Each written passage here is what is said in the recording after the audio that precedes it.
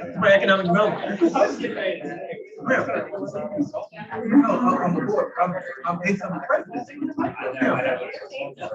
But he knows he can't put it first. Right. That's right. I need a place at home. They don't have a rest. Chair Randall, we're live. Yeah, too much. Chair Randall, we are live.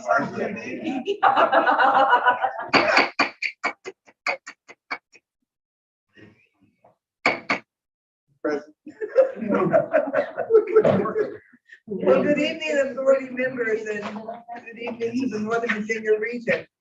I'm going to call the March 9, 2023 Northern Virginia Transportation Authority to order. Mr. Davis, do you mind reading the roll call, please? Yes, ma'am. Vice Chair Snyder, Here.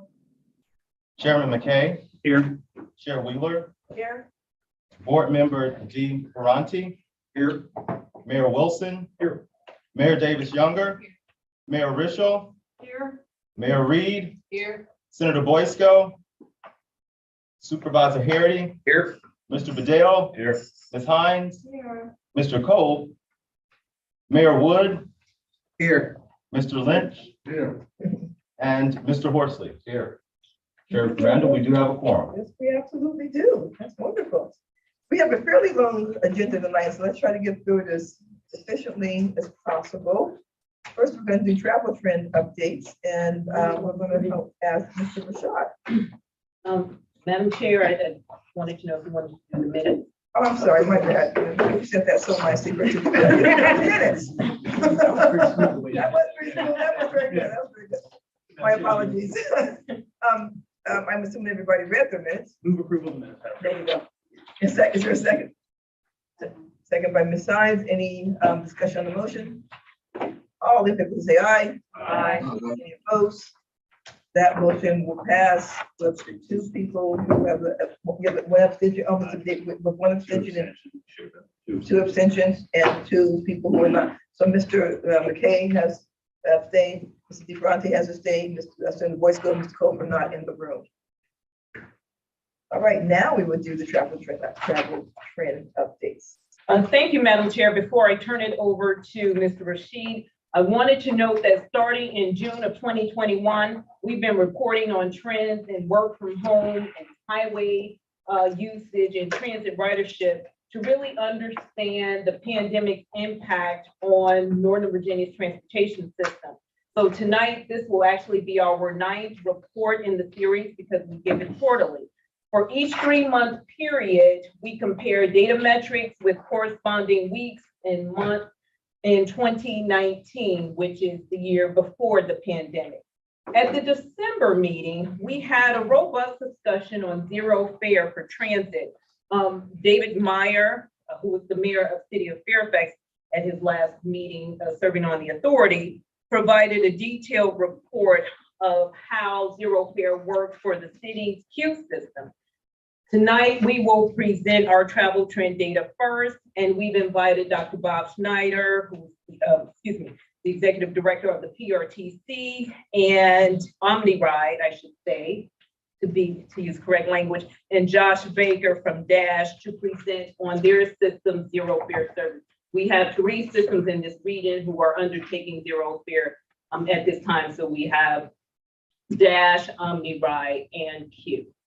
So I'll turn it over to Haroon, and then we will turn it over to Dr. Snyder. Good evening, Chair Randall. Good evening, members. Next slide, please, Jonathan. So our capital region had always been high in telecommuting rates, more so during the pandemic. In the height of the pandemic, mid-2020, we have seen about 60% of workers working from home. That rate has gradually decreased to some extent. More recently, in last year, September, TPB released their results from the State of Commuting Survey. That rate stood at 44%. So 44% of the workers in the region were working from home. So this resulted in substantial vacancies in the office space in the region. Media reports, second week of February, suggest that we have an office vacancy rate of 47% in the entire region. And the rate of recovery appears to be flattened in this time period. So with these two rates in the background, we will look at travel demands on the highways and the transit system in the region. Next slide. Yeah. So we are at the 3rd year anniversary since the pandemic has started, and it appears on the highway side, travel volumes are still lower than the pre-pandemic level. On the shaded, on the right-hand side on the chart, the blue shade is our data period, October to December 2022. On average, volumes were about 96% to the pre-pandemic level. Next slide, Jonathan. So this chart shows the changes in average monthly transit ridership for all public transit systems in Northern Virginia. The orange line on this chart shows a group of 4 transit systems that mostly offer local bus services: BART in Arlington, Dash in Alexandria, Fairfax City's Q system, and Loudoun County Transit System.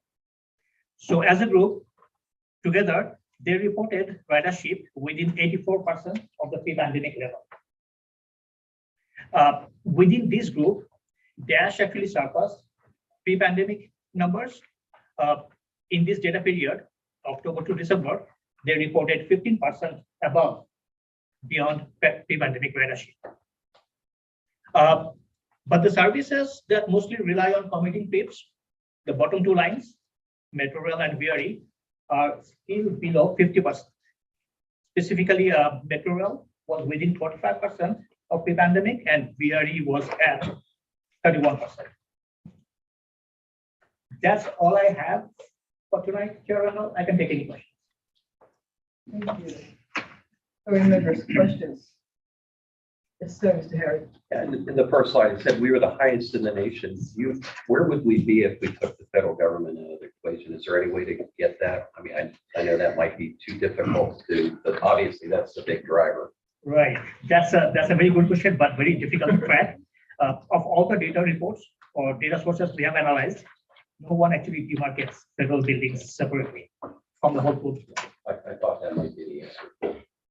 Anyway, thank you. Have the numbers started to plateau for transportation and transit coming back?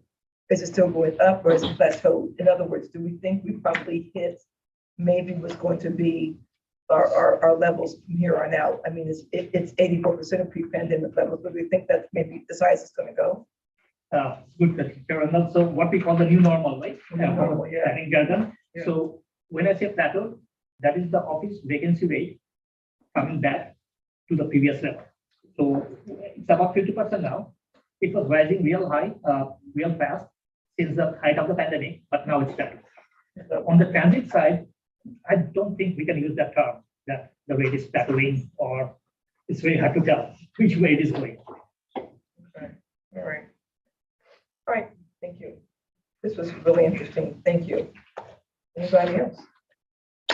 And Madam Chair, I would like to note that we have the City of Fairfax as Director of Transportation in the audience in the event that you have additional questions about the Q system. Okay, Josh, I think we have, which presentation do we have first? The Dash. Okay.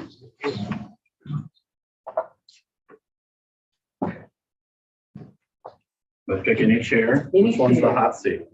I'll take this one. This one looks warmed up. All right. Oh, you got a name tag too. Thank you. Almost.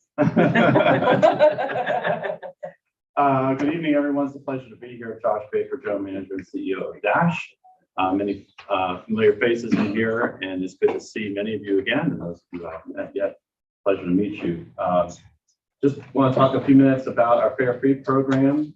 Interestingly enough, Mayor Wilson, who's sitting here at the table, is much of the reason we are Fare Free.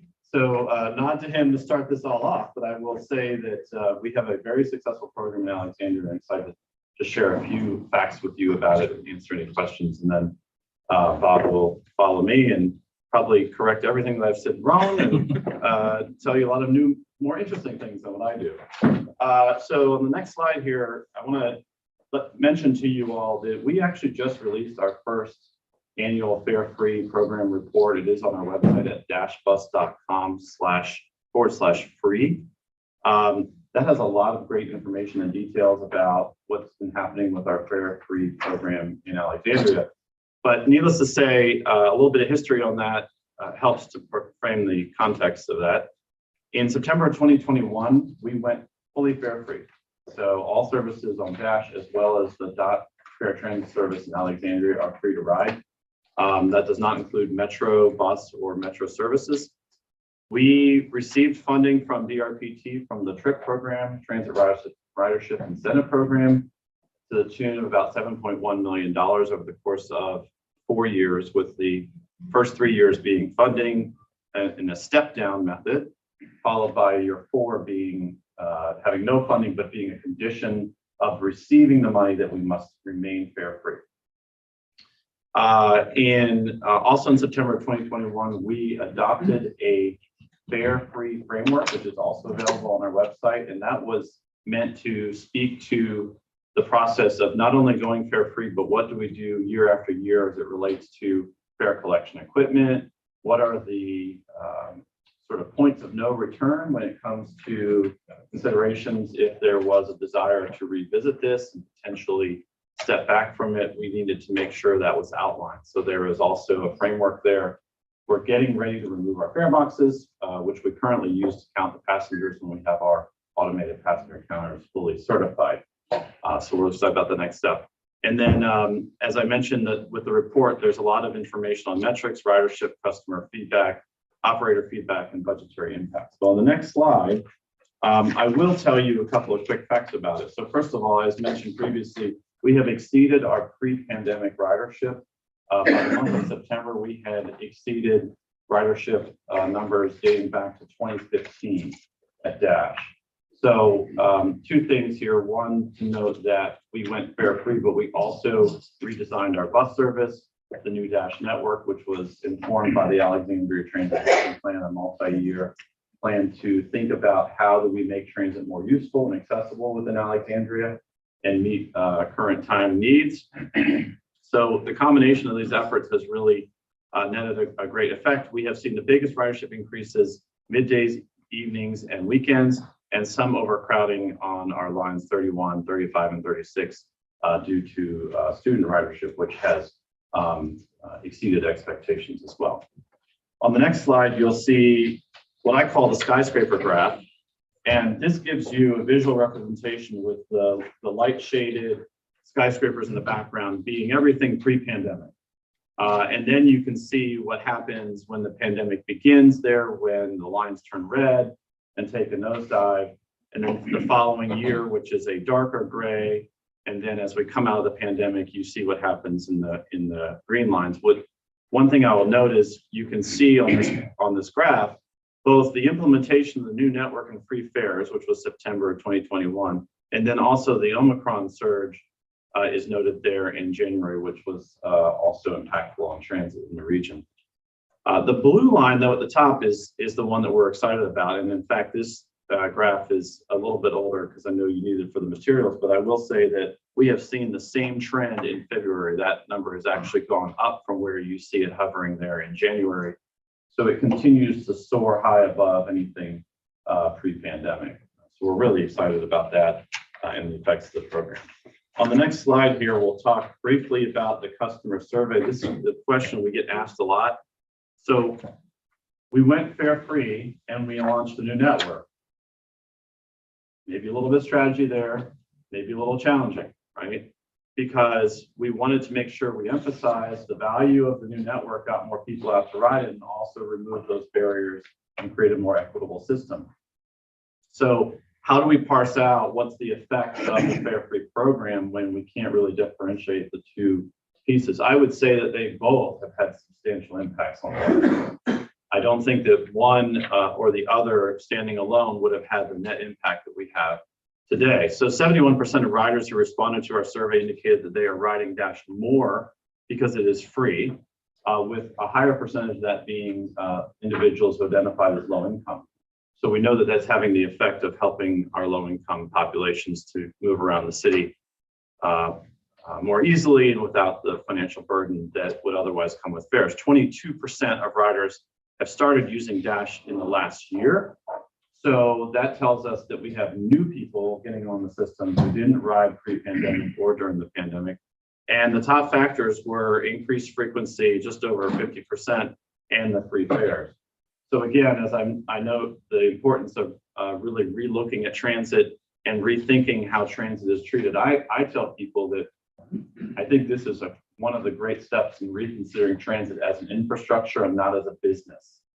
We in the United States have viewed transit as a business. We've tried to recover money through transit. We've tried to put ads all over the sides of buses. We've done all these things to say transit should be making money.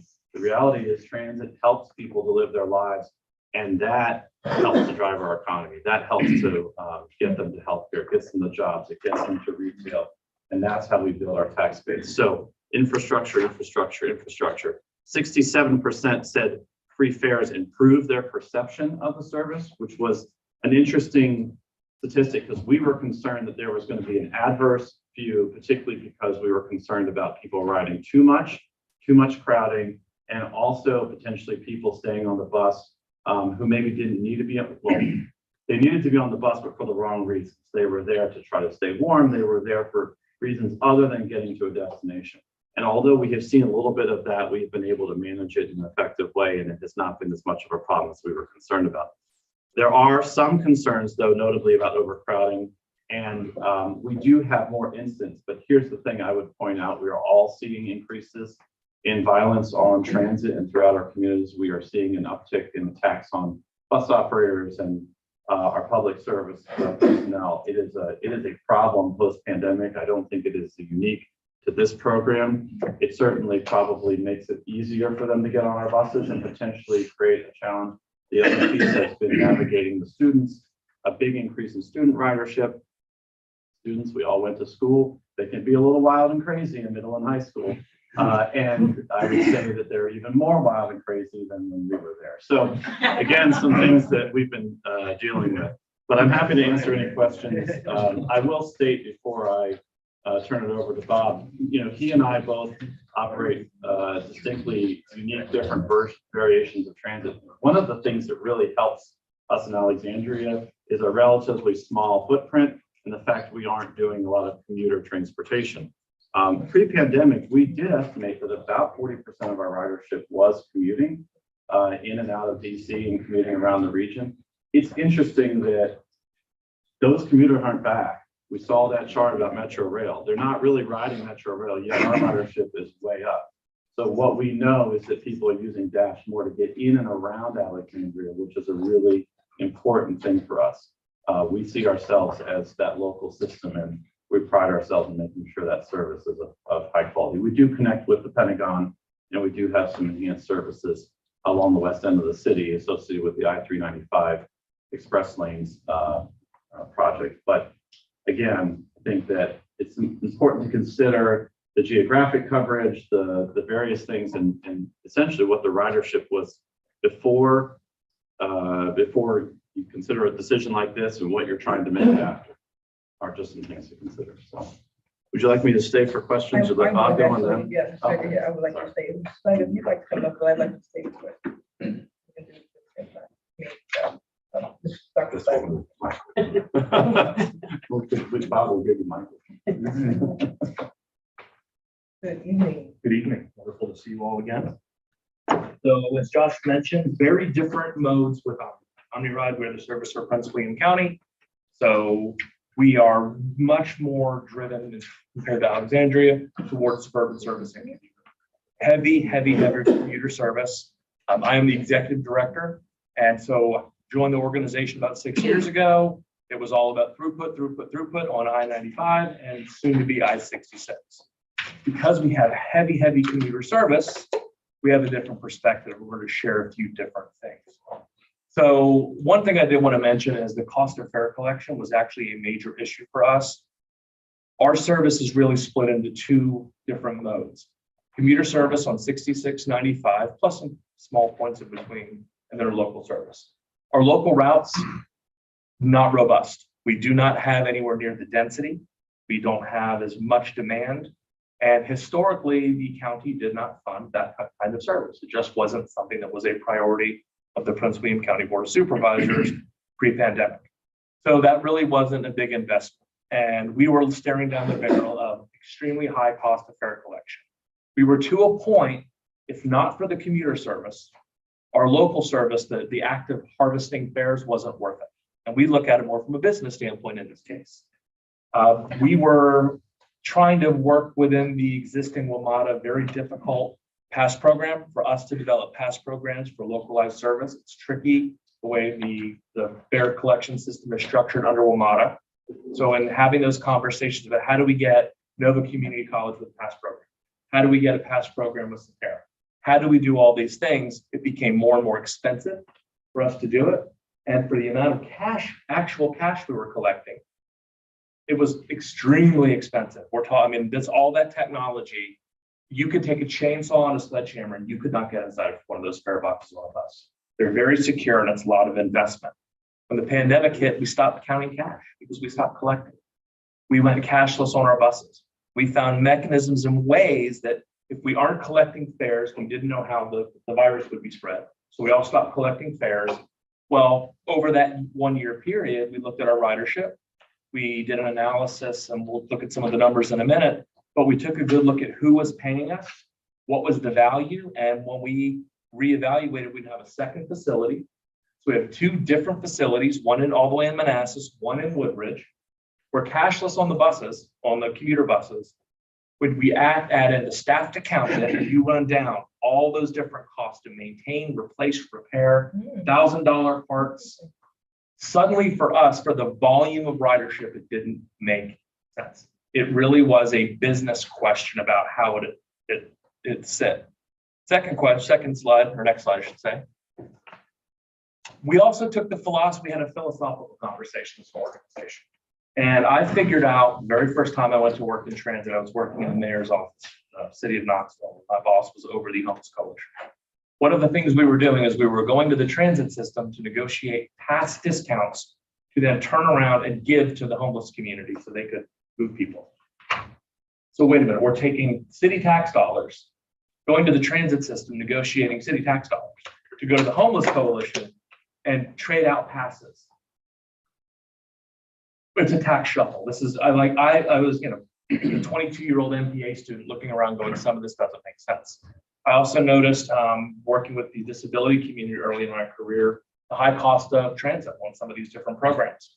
If you have a monthly pass, I bet everyone in this room is fortunate enough that the monthly unlimited ride pass for WMATA was $100 a month. Everyone in this room could probably pull out a $100 bill and cover it. Not everyone that we go in our neighborhoods that will pass tonight can have that same conversation. So as a result, we were very cognizant of people then start to pay trip by trip by trip, and they are spending more money. And again, we're taking wealth out of the community. So instead of putting it into childcare needs or instead of doing housing improvements, what are we really doing? You're doing a tax shuffle for empty seats. I also had the experience when I was in Boise, Idaho. We were a resettlement location for Rwandans. Are we really going to waste a lot of tax dollars trying to worry about whether we extract the dollar from a refugee when we have seats on an empty bus in the middle of the afternoon? Of course not. So when we sat down and we asked all of these questions in a post-pandemic environment, what would be the benefit of collecting fare on a local system that does not have a lot of ridership, because we're not that urbanized environment. We are not Alexandria. We just don't have that kind of density. Next slide.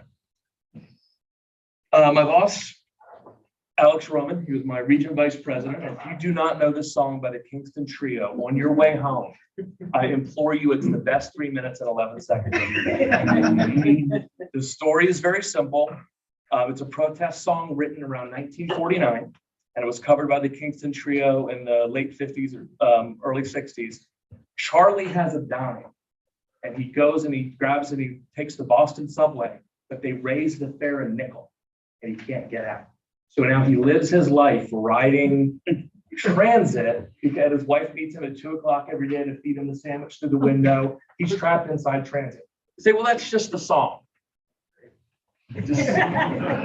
December 26, 2013, my family, I was still living in South Carolina, we came up to DC for Christmas for the holidays. My parents were trapped inside the metro station, couldn't pay the exit fare to get out. Karen and Joe were trapped inside in the WMATA system. There were all the ticket vending machines weren't working. It was known at the booth, and mom and dad refused to just break the rules. So we ended up missing the bus. We had to wait an hour for the next one. Did you give them sandwich? No, it didn't have, no, we were trapped at the Silver Spring station. But I mean, literally, my mom and dad looked at me and said, are you kidding? We went through all this just because you work in transit and you make us ride? Yes, ma'am. The next day, we ended up riding again. Everything worked fine. But there were 6 people traveling by bus and by train. And we ended up spending about $65 to get in and out of the city by the time it was all calculated. We walked past valet parking at the Marriott next to the White House for $42. So when you start to look at how people make decisions about parking, mobility, you are subsidizing roads, you are subsidizing all of these other things that makes the calculus easy for me as an individual to then turn around and go, well, I don't have to pay for the roads. Well, I already paid for it. Well, not really. It's that collective thing. But then we turn around what Josh described as it's infrastructure. If we treated transit as infrastructure, you wouldn't have had that car clogging the seats of DC. So those are a couple of different stories that are meaningful about what are the impacts of transit. And once you start to look at it differently, then you start to understand things differently. By the way, the song is so famous, Boston. It is on iTunes. Yes, it's great. 3 minutes and 11 songs. It's also called the MTA, not Charlie MTA. But the Charlie card, the Charlie ticket, that's the Boston subway card. So if you go up there and ride, you get the Charlie card. It's that famous in terms of the city. So keeping going along the lines here. So let's take a look at our commuter and our local approaches. We'll just jump to the next slide. This gives you a sense of our ridership. You have the big red line that explains what our service looked like. The red line is the service volume. So we just basically showed you what our ridership was on that consistent basis. And then the pandemic hit and we dropped service. Like when the pandemic hit, we went down to maybe 3 buses. And then we bounced back pretty quick because we had drivers who didn't want to be laid off and we put them back to work. So we were serving the city, or the community, we continued to deliver service. We ended up not even making any reductions in our local service. We kept that service on the street. And as you can see, the ridership bounced back very quickly. We are a little more than 50% recovered on commuter bus. So what have we done? We are adjusting volumes down. And we will continue to do so because a big thing that we look at is the ratios of cheeks in seats. When a bus rolls into DC out of Prince William County, we have 57 vacant seats. Every one of them pays a $6.90 at a minimum to ride in. So we really do look at this as a cost revenue item. The federal government, for us, provides the vast majority of passenger fare. Pentagon workers, federal employees across the board, some defense contractors require their employees to offer equivalent benefits, et cetera. So when you take a look at our commuter service, we need proportional recovery. So what that means is we're delivering about 80% of services. If you were to do that same ratio as pre-pandemic, we've recovered about 80%. So if we want to deliver, where were we performance-wise in terms of ridership recovery by volume of service, we would have to shrink our service about another 10-15%. So again, it just continues. It's that point at which when the ridership climbs for commuter service and the volume of service hit, so you have that performance of productivity. That's what we're looking for. Then when the ridership continues, you can add those trips back and you build back that frequency. And that is where we are as an organization today. So it's like, well, if we were to go fare free or a zero fare program, we would be giving up $6.90 per one-way trip for 5.5 or 4.3 million trips a year. That's not cost beneficial. At a simple, I'm pretty sure Chair Wheeler would say, yes, please keep charging the federal government the fare. And that is one of the not talked about aspects of federal funding in Northern Virginia and really just the entire DMV is that the transit systems that collect those fares is a subsidy by the federal government. Dash says, well, now you truly don't anymore. But once upon a time, Dash didn't receive federal funding. However, they did through the fair funds. Now they truly don't receive federal funding. We at OmniRide, if you look at our proportional distribution of federal funds, DRE and WMATA swallow 97% of it off the top. So 3% then goes to us, Fred, and some other small programs. Doesn't get very far. However, we have to rely on the federal funds by charging fares. So in order for us to do some of our driver cost increases, we're going to be proposing increasing our fares to $9 a one-way trip. Well, I'll explain why that's, that increase should freak people out in theory. Next slide. I think I cover it. So here's what we've got. Our commuter approach is really harvesting that federal revenue via commuters. It used to be passengers rode about 8.5 times a week. That's just the number of trips where they stay late in DC and meet up with a friend, plus they telework and you have holidays and the kids are sick. That was the number. So we really based our fare around the concept of trying to let someone ride every day of the year without having to dig into their pocket. Let the Smart Trips dollars get there. Now the average commuter is riding 3.5 times a week. So we've lost 5 trips per week from individuals. So what are we trying to do? We're trying to recover that cash. So by increasing our fares, it's still harvesting money back in from the federal government, but it will not exceed their smart benefits allowance. Now, if you do have that person who is a non-federal worker, right? Maybe they work at a restaurant, but they're riding in with us and coming home. We'll have a back-end pass program we can do with technology. The goal is not to turn around and punish someone who rides a lot. It's designed to harvest revenue from the federal government so that we're able to deliver the services, maintain the vehicles, provide the technology, and cover operational costs. Also, thank you, toll payers. It's very important we say that out loud because they are paying for so many of the DRPT programs with commuter choice. We'll take a good half hour just to explain those, right? I-66, I-95, I-395 program, soon the FredEx expansion that will go down to Spotsylvania County. Within about a year from now, our service footprint will go from Haymarket into DC and from DC to Spotsylvania County and points of difference.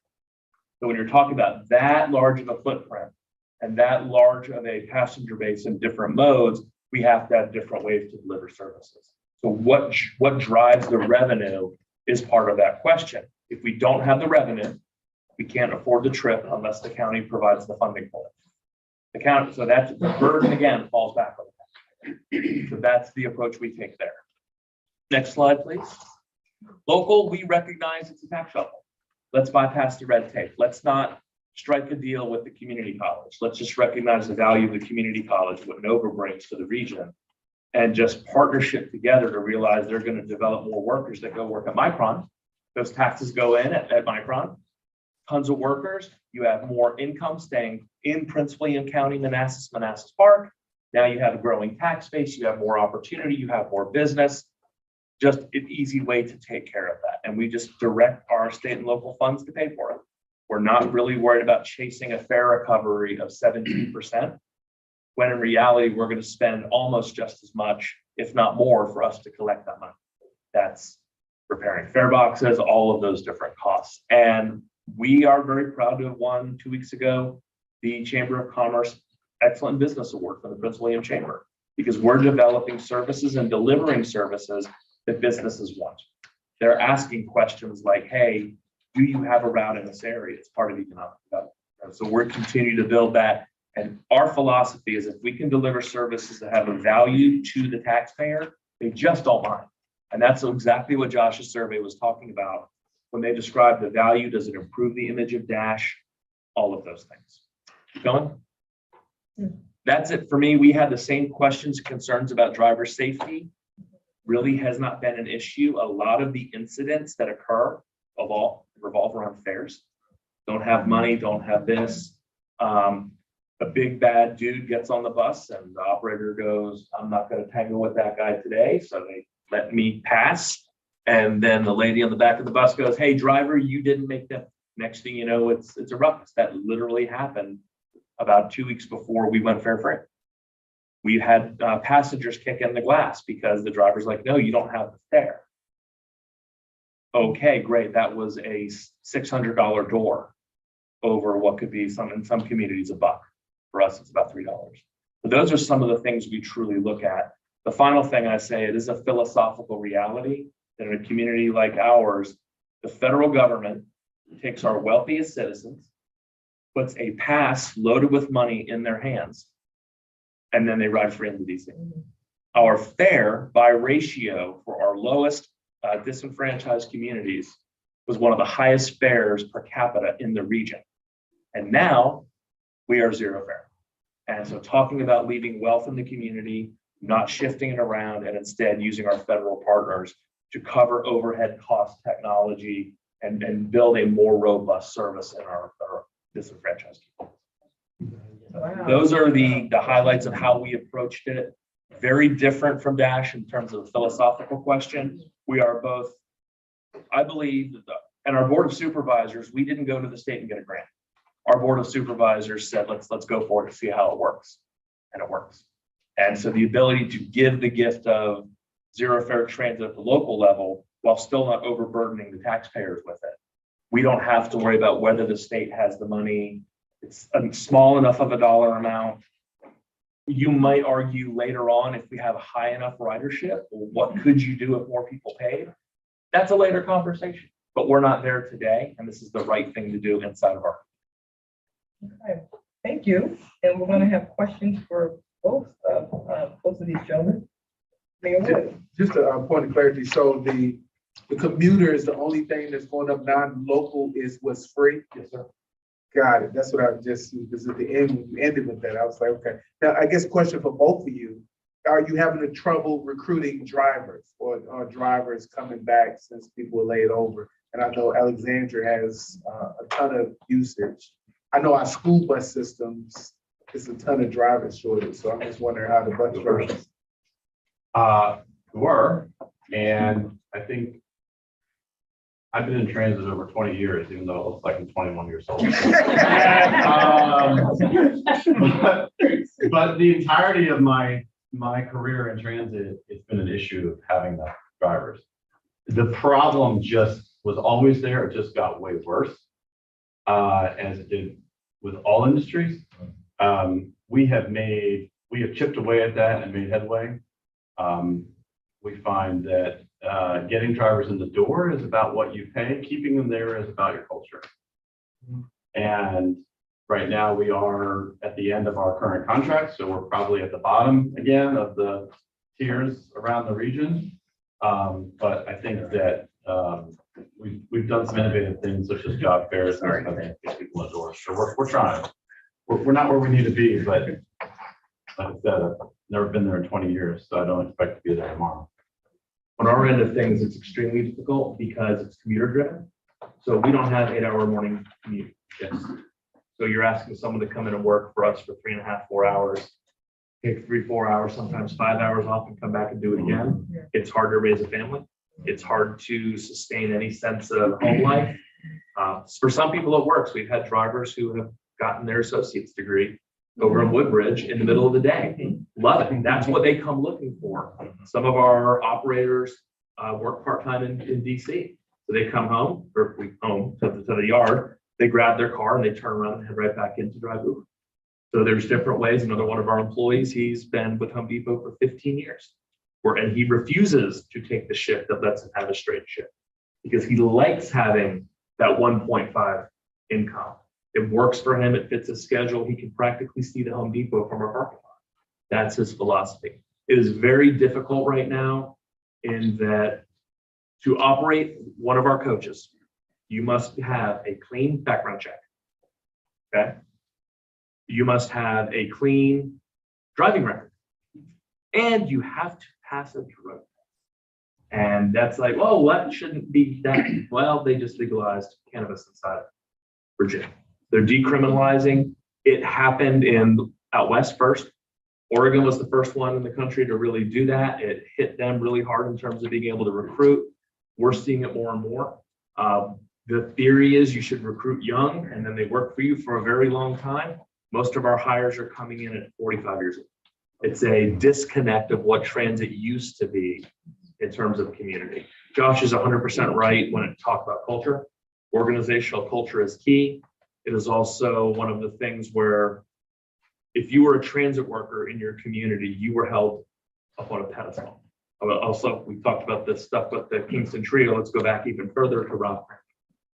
Okay, this is a man who raised a family on a transit worker salary. Transit worker we held up in the community. Yes, there was To the Moon Alice and all those things. However, he was a pillar of the community. Practically, the Fred Flintstone and the Water Buffalo, right? All these parallels are there where transit workers were part of that culture. Ralph Craven was a former human being who really did the hours. I know, but if you ever go to New York City, and you go down to the Port Authority, they have the statues there. So, Ms. Rischel, you have a question? Yes, well, first of all, thank you both very much. I think it's fascinating, the cost savings by eliminating fare collection. Do you have a breakdown that you could share with us as to what the savings are exactly? yes and no. Here, no, yes. What we did is we calculated we would have had to hire back 2 part-time workers, the fare box rebuild, Yeah. the parts inventory. And this is not a secret. Metro has identified that they want to replace all of their fare. Do you remember the number per box? It's like 35, 40,000. I know for us to go back to collecting fares, to do that tomorrow would cost $5 million. Just capital. Just capital, just to get the equipment. Could you share the savings from eliminating fare collection with Ms. Backman, and then she can share it with the NVTA? And for us, our big calculation was what was ridership, what were we collecting, what was our average. We also had heavy ridership that was senior, student, and person with disabilities. So that's a half fare program. So we were already collecting up only 60% of the base fare based on who's riding. Again, it's the tax shuffle. So if you're only collecting 60% of your base fare, you're not collecting full fare and value for those individuals.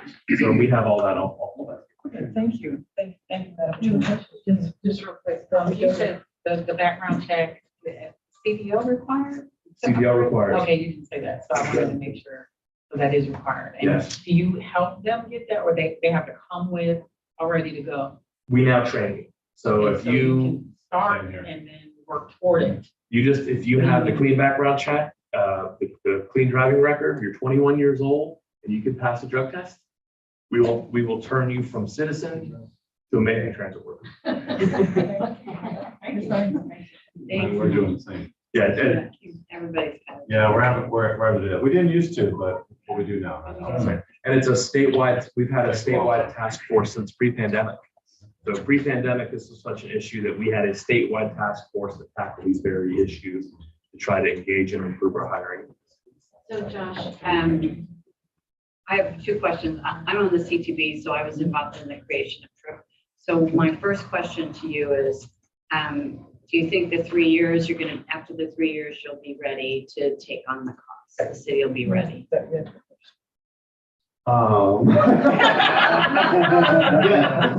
So I think that certainly was consideration when we started. I mean, I think, again, I don't see an issue. We're not going around saying we're going back. And I would not speak for my mayor here, but I would speak generally for our city and for many of the leaders in our city that everyone I talked with isn't interested in going back. And when you have a successful program like that, it just makes sense. So we're now talking very minuscule amounts of money to bridge that gap between TRIP and what the city is already funding. And we can definitely show the value. I think that the TRIP was immensely helpful in helping us to get over that hump and to learn what it does and to show the benefit. And so now we have numbers and we have the story and we have the ability to explain, and my elected officials have the ability to say to their constituents, this is the value that we're getting. So I guess then my second question really is, I like how you said, we have the story, and we have the story, and we know what the costs are. We know the costs that we're avoiding. So do we start to have a different kind of metric? Like, we invest so many dollars per capita in transit. That's just like we invest so many dollars in affordable housing, or we have invest, so does there begin to be a way for us to look at that? We had this conversation in December, and the argument that some on the board made was we shouldn't go free fare everywhere because we lose the federal money, which OmniRide has got a nice way to split it out. The rest of us really don't have that same, certainly lots of people in Arlington are getting on the metro.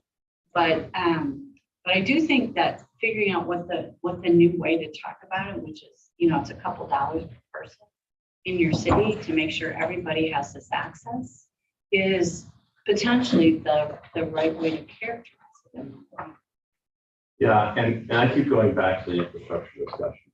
We have got to reframe how we think about transit in the United States. It's not just a local issue, right? This is an issue that's existed for a long time. And I think that this is a step towards that conversation. This is the last question or comment, because then we have to move on. I was just gonna, I know we have long agenda, just real quick, 3 things this time's question. So one, I think obviously we knew there was a step down on trip, and so we've certainly been planning around that from the financial perspective. As Josh maybe doesn't want to say, there was definitely angst on the board, on the dashboard when we did this, because we kind of foisted this on them.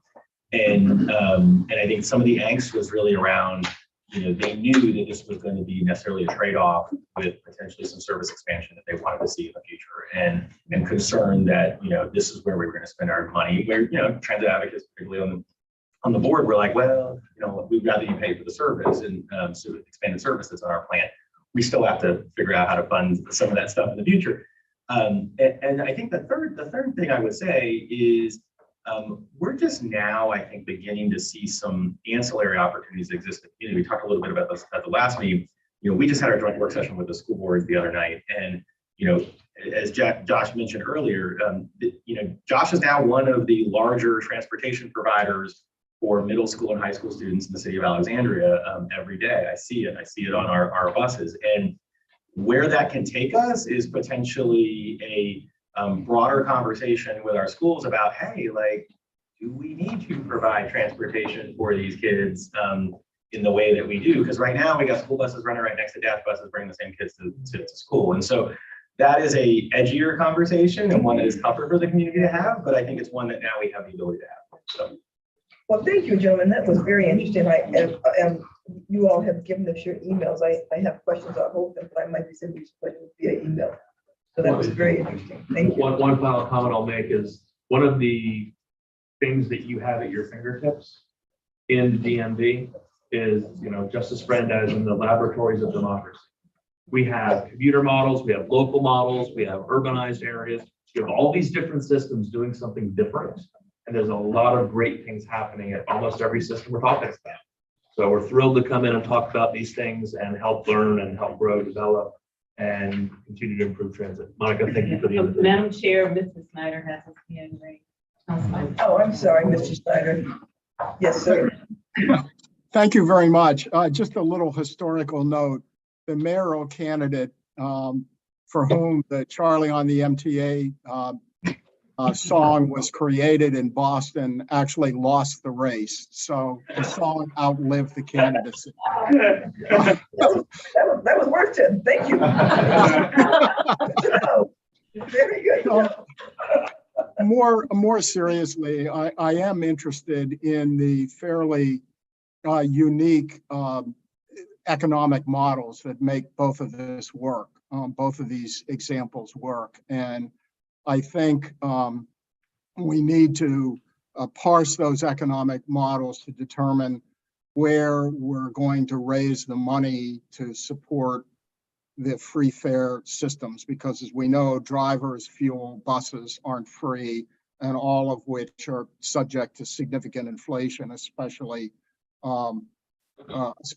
employee compensation. So the only question that I have is that I would very much like us collectively to look at what models work under what circumstances in order to do this, so we don't overly generalize, considering even within these two, the significant differences in the funding arrangements. Yeah. Thanks a lot. Yeah, that was really, yeah, I was actually asking about some of the differences via email. Thank you very much. Gentlemen, thank you. That was really interesting. Very, very interesting. Appreciate it. We're gonna go to item number 6. It's the CTV for spring processes. And this time, I guess, I'm going to hand this to you now. Thanks, Madam Chair. People had said, you never say very much about what you do, and this is a very busy time for the CTV, and I thought worth it to spend a few minutes to orient you to these two big review processes that we are in the midst of, and I will also at the very end mention 2 other review processes of a committee I got put on. So we're going to start with the big umbrella, which is VTrans, which is the equivalent of our transaction here. It's the long range, unconstrained plan that sort of says, here's what we're all about. If you could go to the next slide, Jonathan, thanks. It's required by the feds and it's required by Virginia statute. We do it every 4 years. And the purpose of the plan is to inform decision-making based on needs, priorities, risks, and opportunities. So next one, Jonathan. There's 4 areas of work. Right now, we're looking at that first one where the red box is, which is the vision, goals, and objectives. And I'll show you those in a minute. The second body of work is what's called the midterm needs and priorities. And the decisions that get made in that section drive into smart scale, the project pipeline, into revenue sharing, and to interstate operations and enhancement program, which is the one that generates the money from the truck. So that, when we get to that part, we're starting to decide what kind of money and which programs are we going to spend. There's a long-term risk and opportunity register. It's a little bit like what we did in VTrans, where we tried to imagine some different futures and say, what do we need to pay attention to here? And then finally, the 4th part of it is actions, recommendations, which will drive studies and other stuff to get us to the next 4 years. So Jonathan, if you go to the next slide. So this is busy, but it's the best compilation of what the goals are for VTrans, for the statewide transportation plan. So economic competitiveness and prosperity, no surprise. Accessible and connected places, we do that too. Safety for all users, so do we. Proactive system management, that's more about the condition of bridges. What's the paving situation? What % of our transit vehicles and facilities are in good and fair condition. So this is like, we have to maintain really well that which we have. And the last goal is the healthy, sustainable communities one, which is where kind of greenhouse gases sort of lives, and resiliency due to sea level rise and a number of other things are in there. And so these objectives all have metrics attached to them, and those metrics show up deeper into the plan. So if you could go to the next one. This is the set of long-term risks and opportunities that we use. So in that technology advances, that should be no surprise. Those are the same ones we've been looking at here. Growth in e-commerce, automation of production of services. There's climate, and then the social demographic changes are the same as we're talking about here. Growth in workplace flexibility, people are getting older, people are working at home, etc. So on each of these, there are a number of items that the staff track and periodically update us on, what's happening. So we'll get more information about this in 2024. So right now, the work is all focused on these goals and objectives, and we're to revise, adjust, amend by October of this year coming up. And this next one basically shows you, I guess actually we're getting to midterm needs. So that's where in the midterm needs, some of you may remember we had some project pipeline projects that were identified where we brought state funding to do some of the planning. Some of that will happen in the October timeframe, and in May there'll be an action on the vision, goals, and objectives. And I should say to you too that I've been really blessed to work with all of your staffs over the 7 years or so that I have been on CTV. And it's my practice to convene your staffs every time we have a proposal like this, to hear what they think. It has been an incredible education to me over the years. They have been very generous with their time, and it has allowed me to advocate for the things that they think will be good for our region and that I think will be good for our region. So we'll be in that cycle again. We're all old friends at this point in time. Okay, so that's VTrans. Now, Smart Scale, you all know Smart Scale is a big funding program, right? After we do a round, which is where we are right now, we will have to make the decisions on the round 5 projects in June. But once that list comes out, we start thinking already what worked, what didn't work. In this round, we're nearly complete. And so this is the review for Smart Scale prior to starting round 6. This also has a pretty constrained timeline because we want to get any change to policy or metrics or anything that we're going to do. We want to get it in place before your staff start putting in their projects for the next round. So everybody knows what the rules are. So in our region, in Hampton Roads, we're the only 2 who have this. There's these weightings that are on the right-hand side.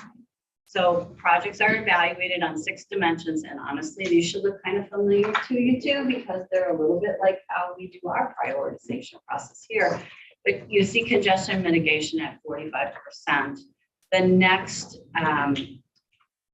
the closest region that has a congestion score, the closest congestion score to us, sorry, that took me a while to figure out the sentence, is 25%.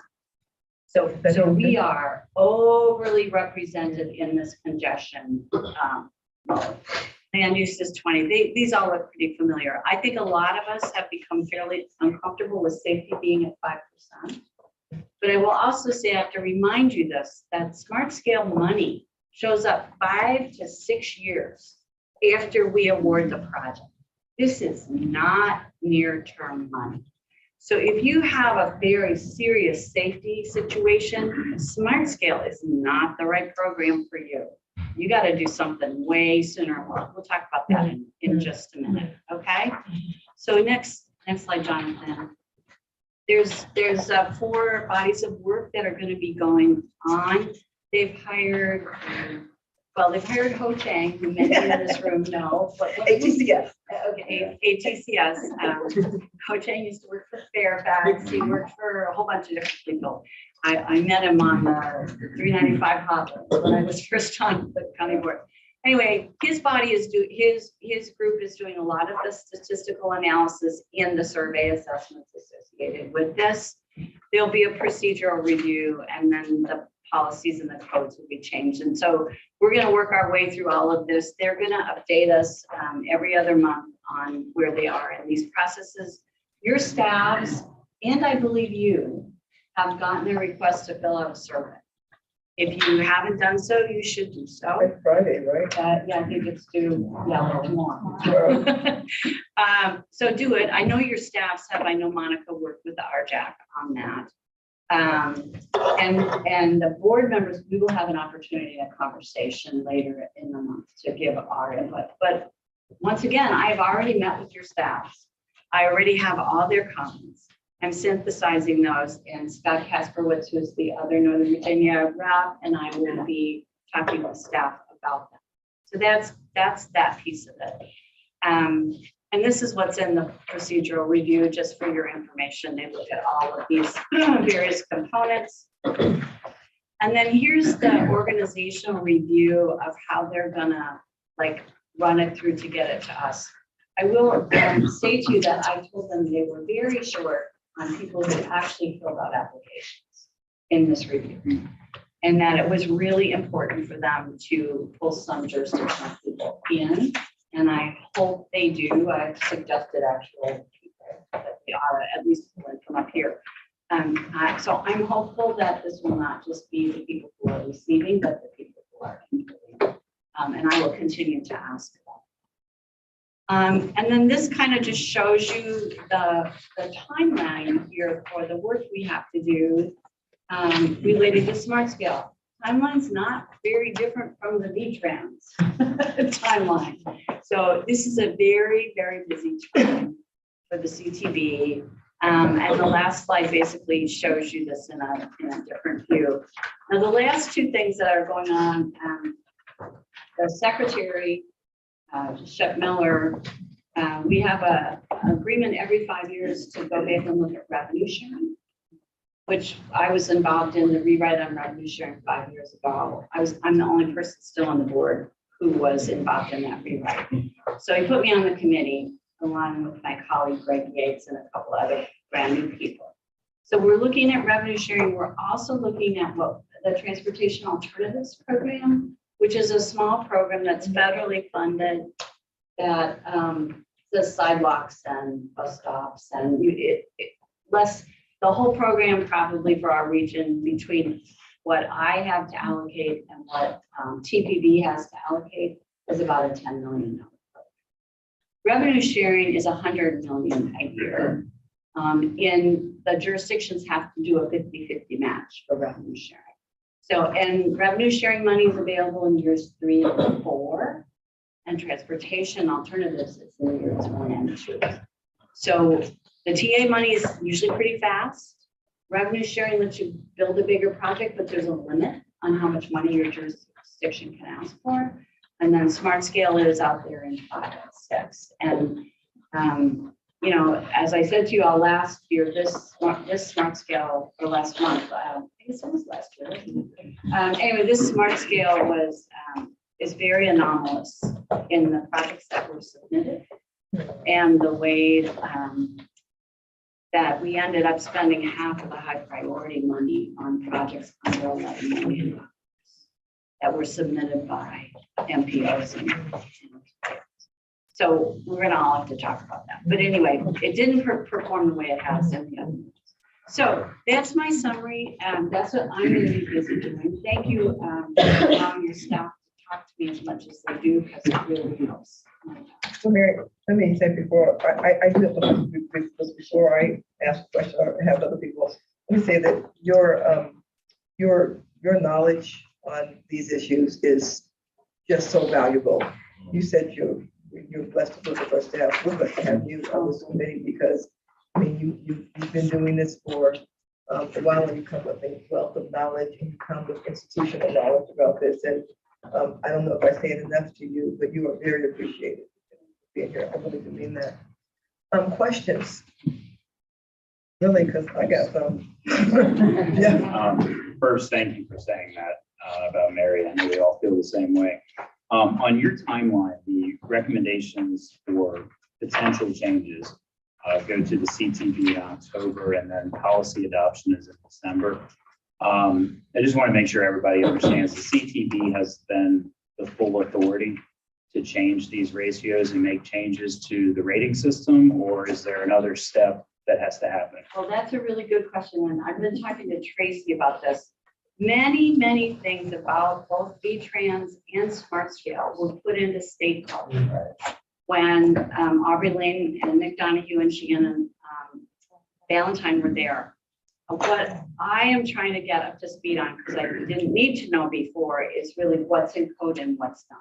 So for instance, I can tell you right now that those weightings are in the CTV's control. The only thing I think it says in the code is that the highest percentage has to be given to congestion. It doesn't say the relative mix. We have fought every year to keep land use in. There have been moves to try to take land use out, and land use is very advantageous for New Virginia and important. I mean, it's really important, but they've now added it to everybody, so I don't think it's been good. But yeah, so I know the rankings are ours. But there are other things where I'm not clear, and Tracy said she sent me the link so I can read the code. And compare the old versions and new versions, because there have been little tweaks. Well, yeah, there have been small, you know, yeah, there have been small tweaks, but not large ones. And so I got it. I have to get my arms around that. We're having a big retreat in the summer, and I want to be ready for this. You know, there are 4 of us who have been through more than one round of Smart Scale of the 14.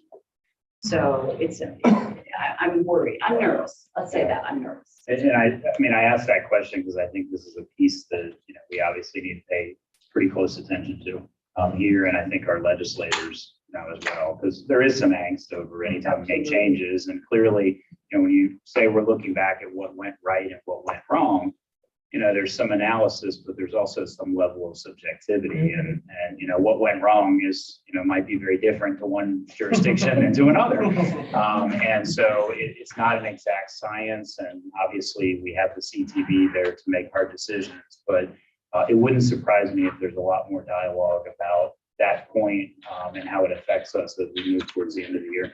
I think the other thing that I should say for those of you who kind of remember, we have been getting a gas tax differential in our region for a very long time, and it goes to WMATA. 2 years ago, at least this is the second cycle, the General Assembly applied that gas tax across the state. And in the regions that weren't already spending it in a tag way, it went into their district grant program. And so they got these huge bump ups for them. Their projects aren't expensive like ours are. And so I think that took some of the temperature down about what Nova was getting, but we didn't do well this year at all. And our big projects, are just too big. So it's an issue. Yeah. So I wanted to follow up on that around how much Northern Virginia is getting versus the rest of the state, how much we are contributing. Do you see any movement or suggestion to change the way we're allocating resources that we could recommend? So the district grant program is partially driven by population and partially driven by the gas tax now. But the initial allocation when they pushed everything together and then took it apart was based on population. So we always got we had the biggest district grant fund of anybody. That is not true anymore. And we competed very well in high priority because our projects are impactful, right? Even when they're expensive, they have very good impacts. And so honestly, Jennifer, there are things that I'm thinking about that could be tweaks in what we do. I think high priority has to stop funding projects under $20 million. Personally, I just don't think ours should be in there. I don't think anybody, I think there's other money that's available, whether it's revenue sharing or, we have our 30% money. I mean, there's other money. But I think that high priority pot needs to be about things that really are high benefit projects, and that it's less important that they necessarily get you the biggest bang for the buck, because I think their impact is bigger and longer than I put the sidewalk in, but that's going to be a hard conversation. But I've already been talking to staff, and Scott and I've been strategizing, so we'll have to see where this goes. What worries me the most is just, more than half of the board has less than a year. And it's complicated. And, it's really hard to have a framework to hang this on. And there's one other person who's even been on the local board, and she was only on for 4 years. So the two women on the board both have local government experience, but hers is very short. So and she was in Stafford. They don't like transit. Besides, on the V-Trans, I have a couple questions. In V-Trans, there's no mention under goals, objectives, vision of equity anywhere. Right, so these are the neither- old goals, and so this is okay. part of what I think, although I gotta say, Yeah. that York is not popular in Richmond. Well, not among some people. Well, I know, but you think about who I said. Yeah, I understand that. But I just want to put that on the table. No, I know. To be a little more blunt, actually, about the smart, the smart scale. And then this is a question more than an opinion. I know that when Smart Scale started, it was supposed to be completely non-political, just by the numbers, non-political. Is it realistic to say that Northern Virginia will get 70% of the smart scale money and still say it's non-political? Well. I mean, when, How would I mean, I Virginia guess- get 70% I of the said money? Seven. Oh, I'm sorry, seven. Seven. Well, I mean, I'm asking because if you ask, if you talk about population, talk about congestion, they talk about any of those things, Northern Virginia just would, just by the numbers would rate higher. And what we've watched over the years is these, as you said, the smart skill money coming to our region going down, significantly down. Well, So- this year it's really down. It is. The other years I had to be quiet because people were mad at me how much money we were getting. So, But for this- reasons that you could justify, but I mean, Right. yeah. So I think we're doing ourselves a disservice in how we present the money. First of all, let me just say that, okay? I think we should be talking about the gas tax money, and we should be saying, this is your percentage, this is what you're getting of the gas tax. Here's your district grant money that's not gas tax, right? Because when you throw all that gas tax money in, and then you do the percentage that's in the district grant fund, it ignores the fact that our gas money is going to WMATA by our choice, and that's an investment that's being made. It benefits all of the Commonwealth. It does, but so does, honestly, fixing 81 benefits Sure, the okay, Commonwealth fair, too, fair. so does the Hampton Road Bridge Tunnel. I mean, we don't get to own that. just Absolutely, I ourselves. agree. So yes, I think there's a problem there. I think the problem's in the high priority pot. Okay. That's where I think the Okay. problem is. I think, it doesn't work well for the kind of large projects that we are looking at in the built environment. A large project in Bristol might be $50 million and it's greenfield. There's no right-of-way acquisition, there's no utilities to deal with in the same way that there isn't. I mean, we had a conversation, I'll just be at one of the last meetings where one of my colleagues said, why are we putting money on this bike trail from Mount Vernon up to Arlington on Park Service land? Shouldn't the Park Service be paying for that? And she said, we all know everybody's commuting from the south and they're not going to ride those bikes. They're not going to use that service. And I finally said to her, our people get on the bikes and they walk on the path so your people can drive on our streets. So, and if we didn't make that bike path wider, we'd have to take down historic Old Town Alexandria. Hey, whoa.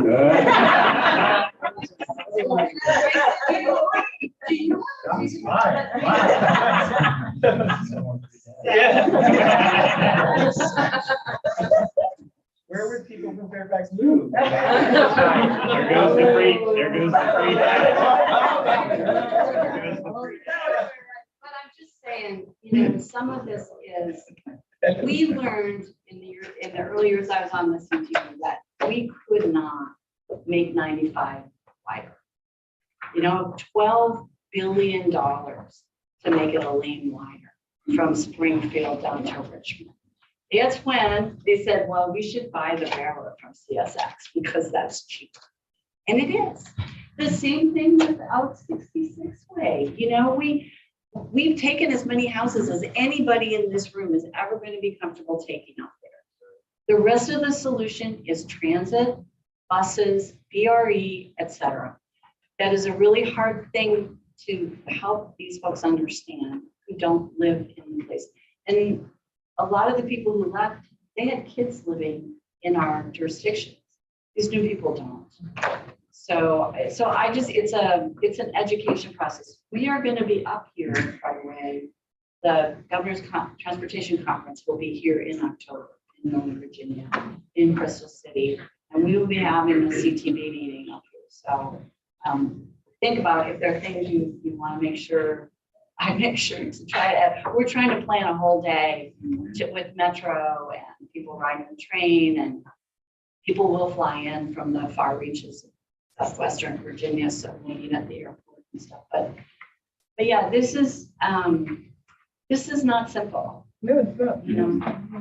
Great, thank you very much, Ms. Heinz, I'm sorry, thank you very much, this has been really helpful. We're gonna move on, we have quite a few action items to do, quite a few.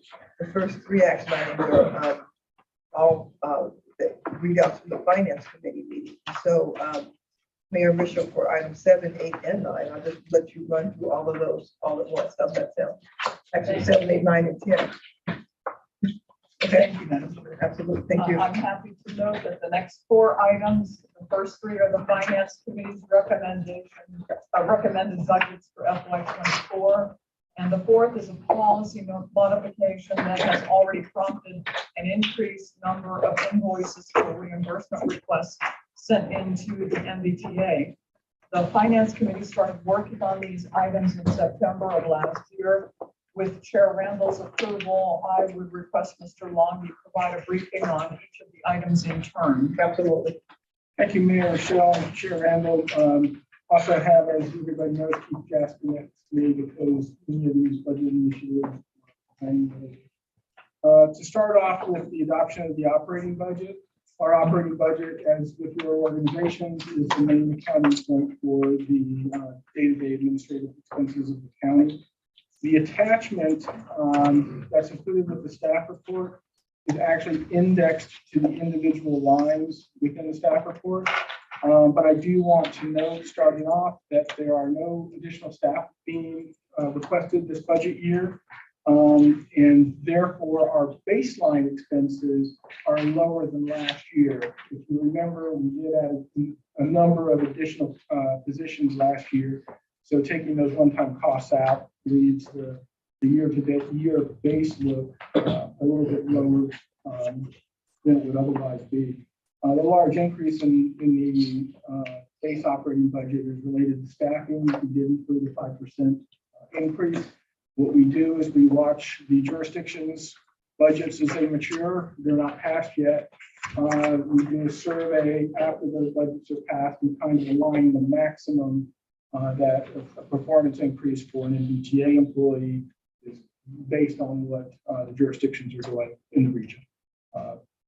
With that, I'd be more than happy to go into details on the base, but usually the questions are more, what are the initiatives for the next year?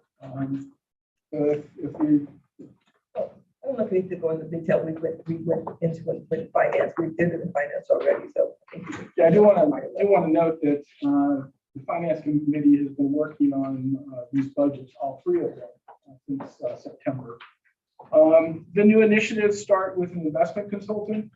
This is effectively a consulting position. We acquired the services of Fairfax County's retired portfolio manager during the pandemic and after our full-time portfolio manager had left for a variety of reasons. And quite frankly, we've just found that having that 3rd set of eyes and voice in the investment decisions is just a tremendous benefit to us. I could actually point to some single transactions where she has actually covered the costs that we're proposing in here. To try to get outsourced, formal outsourced portfolio management would cost in the millions of dollars. The next item is contracted legal services. As you see behind you, you've got a team of 4 attorneys from 4 jurisdictions who volunteer their time for the benefit of the authority. What we are looking at is, I think that's Gary.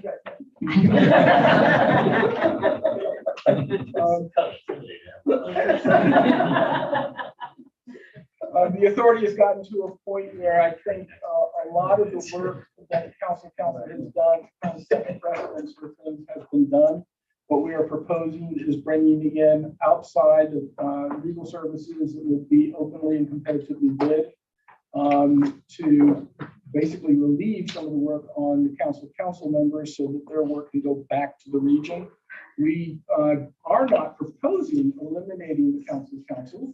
They would still be a resource for the single point of legal services that we're proposing here. The cost on this is based on what we learned from OmniRide, the Northern Virginia Regional Commission, Northern Virginia Transportation Commission, Upper Occoquan Sanitation Service Authority was very helpful, as was Hopkins County. Question on that. This one, I'll admit, gives me a little bit of pause. So I guess the question is, you have annual costs in here. Is what you're procuring a one-year contract? Because I guess I'm not entirely sold on the efficiency element of this. And so, I mean, I understand the efficiency for NVTA. I'm not sure that in my own mind, when it comes to legal matters, that efficiency is the chief driver. And so, you know, the idea that our jurisdictional attorneys get together, debate these issues, and it takes a little bit of time to come out with a singular position might not be the most efficient process, but that doesn't necessarily mean that it's not a good process. And so is this for a one-year procurement, and how will we measure whether what we expected to get out of this is what we are getting out of it? It's a one-year cost, but it would typically be a multi-year engagement, much like our lobbying representation. So you typically would do at least a 3 to 5 year contract. Otherwise, you have turnover of the attorney, you lose that background and that education and experience. I mean, I personally feel like that's what we're getting ready to do. That's one of the concerns that I have, is we do have some institutional knowledge here, maybe not as much as we have had in years past, but it makes me uncomfortable that we could enter into a 3 to 5 year contract for something that right now our jurisdictional staff are providing with the promise of increased efficiency. That, you know, I'm seeing efficiency as the driver here, not necessarily quality of outcome. Maybe I'm missing something. Maybe that's just not what's emphasized, but that is what we're trying to do. And it seems like a big commitment to me for that period of time. Let me ask you something. So, because I think I heard Mr. Lumpy say that the council would not, I hate talking about you, council would not be disbanded. So are you worried about the institutional knowledge that would be lost, and with those concerns be laid some by knowing that they would still be available for any attorney to fall back on for concerns, needs, thoughts, help? I'm concerned by how the two intersect with each other. What's not clear to me is what will this group be doing versus what will the councils be doing? And what I don't have is data in terms of volume and other things. I mean, I would be great, you know, council members go back to working in their jurisdictions, but at least from our jurisdiction standpoint, we think what this group does is important enough to have our county attorney's office involved in it. And I find that a cooperative relationship. And so I don't know if we're going to reach a point where a paid consultant legal opinion is going to be different than what our council of councils opinion might be about something, what triggers that. You know, I have two models in Fairfax. We have our county attorney's office, and then the school board has a paid outside counsel. And that's not great.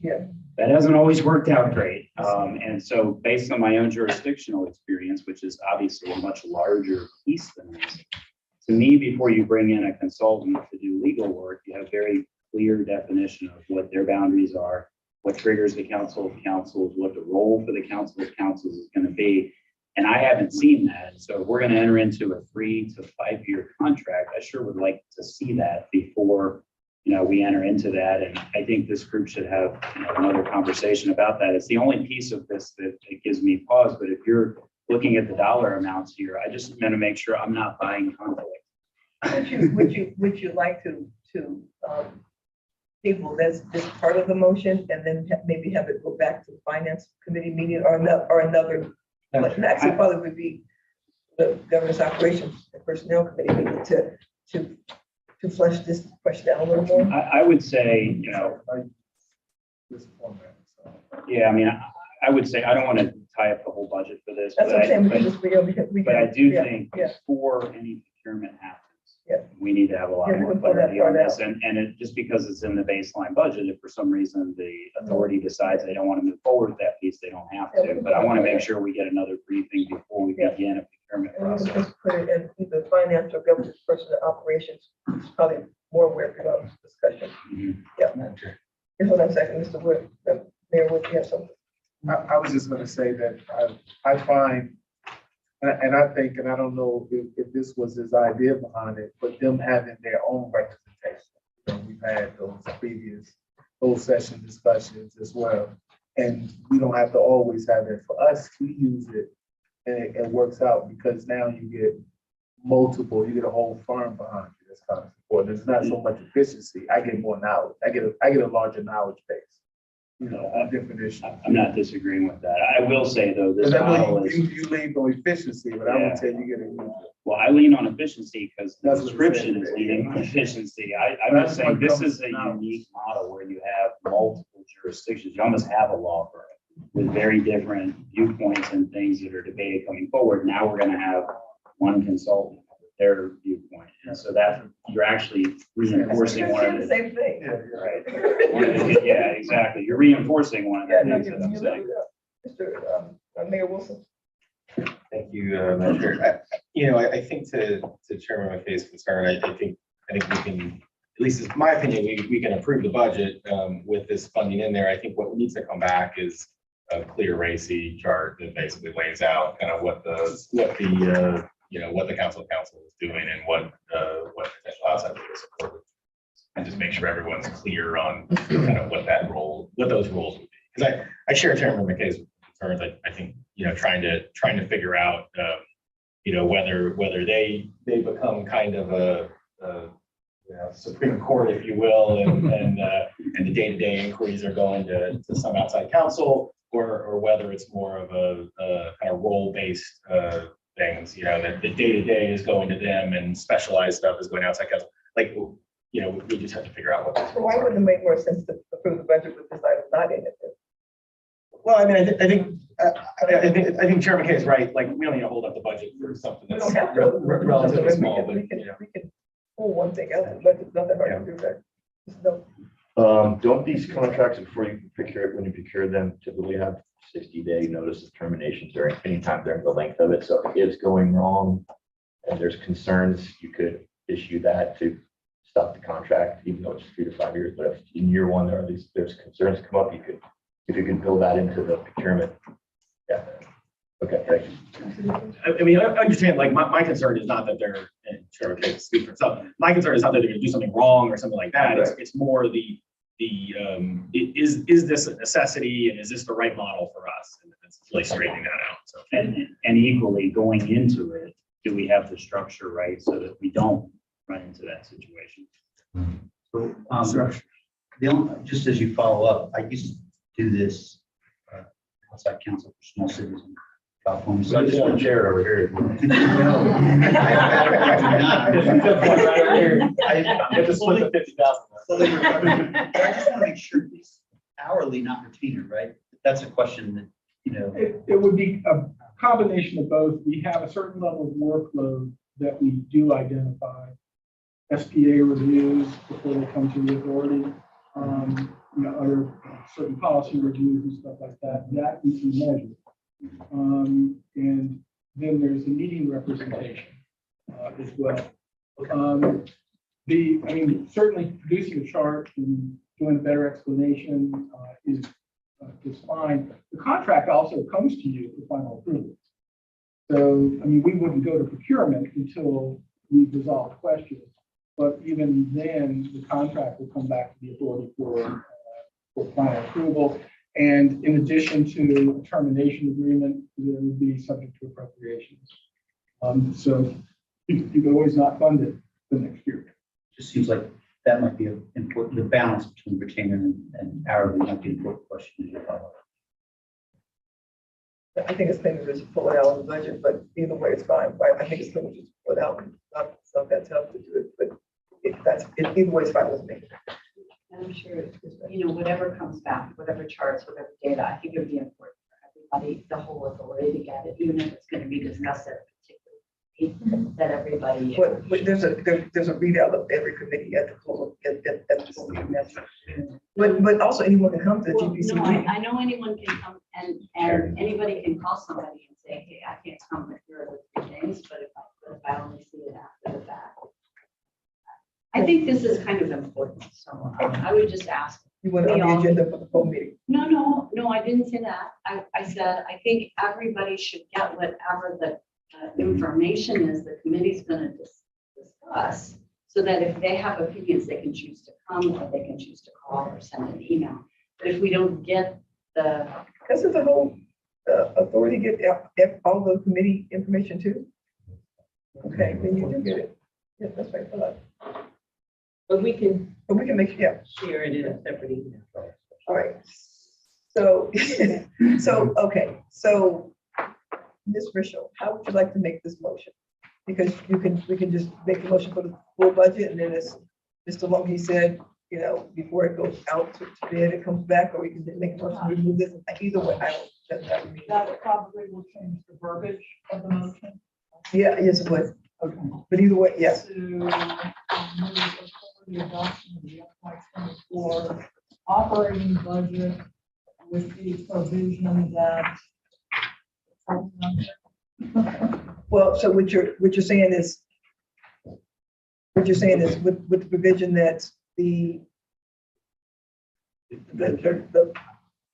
I think the motion as it is Yeah, fine. yeah, I would like just make sure it comes capture back, that yeah. if this comes back, and I would just say, If if Mr. the Wilkie authority said he would. decides Yeah. not to move forward, then the money Then that that's gets, just then the money money that that gets doesn't- allocated anyway. correct. Yeah, we can just go and cruise together. Yep, yep. Sure, we would call it- So what you get to our retreat, you get your retreat. Just read the motion as it is, yes.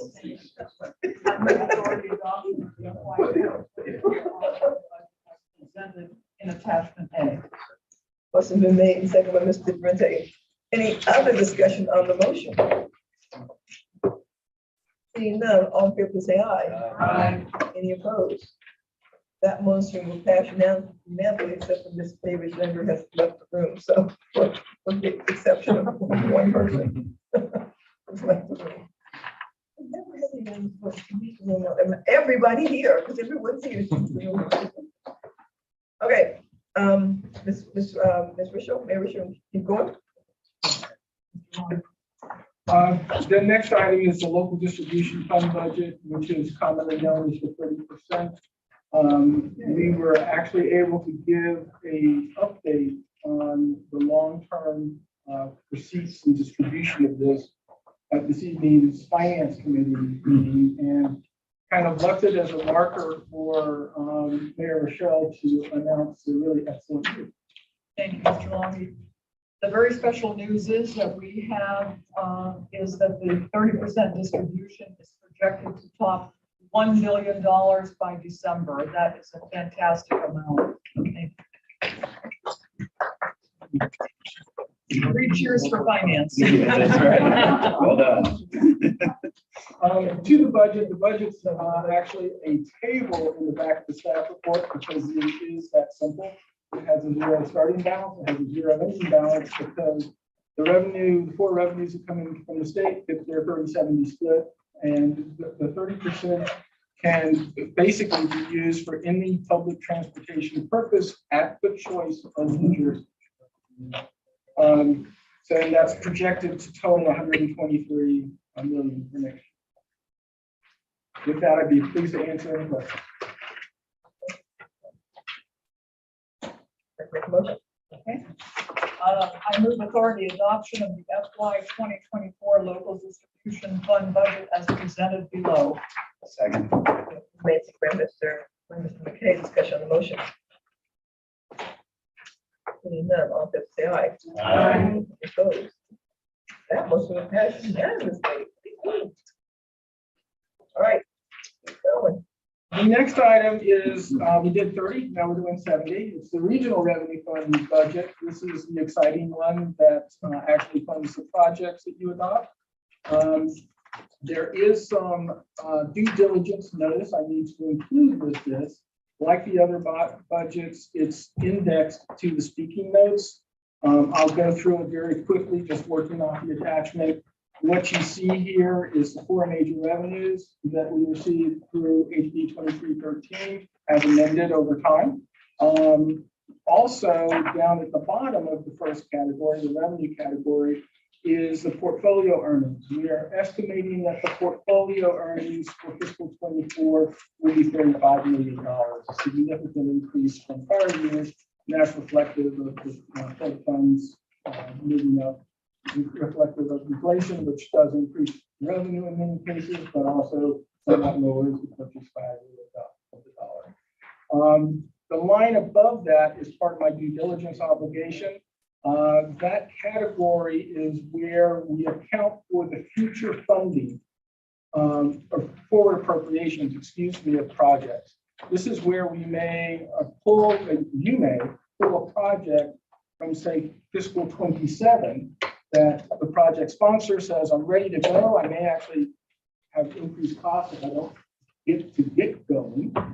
And we use the strength of our balance sheet to fund that project without going out to the debt market. Doing that based on an analysis that's pretty old at this point, but still I think appropriate on the grand scale, saves the authority about $200 million over a 20-year typical bond cycle. So rather than our funds going to New York and interest payments, we are still able to move like a fiscal 27 project forward without having to pay interest payments and in fact still earn money in the portfolio.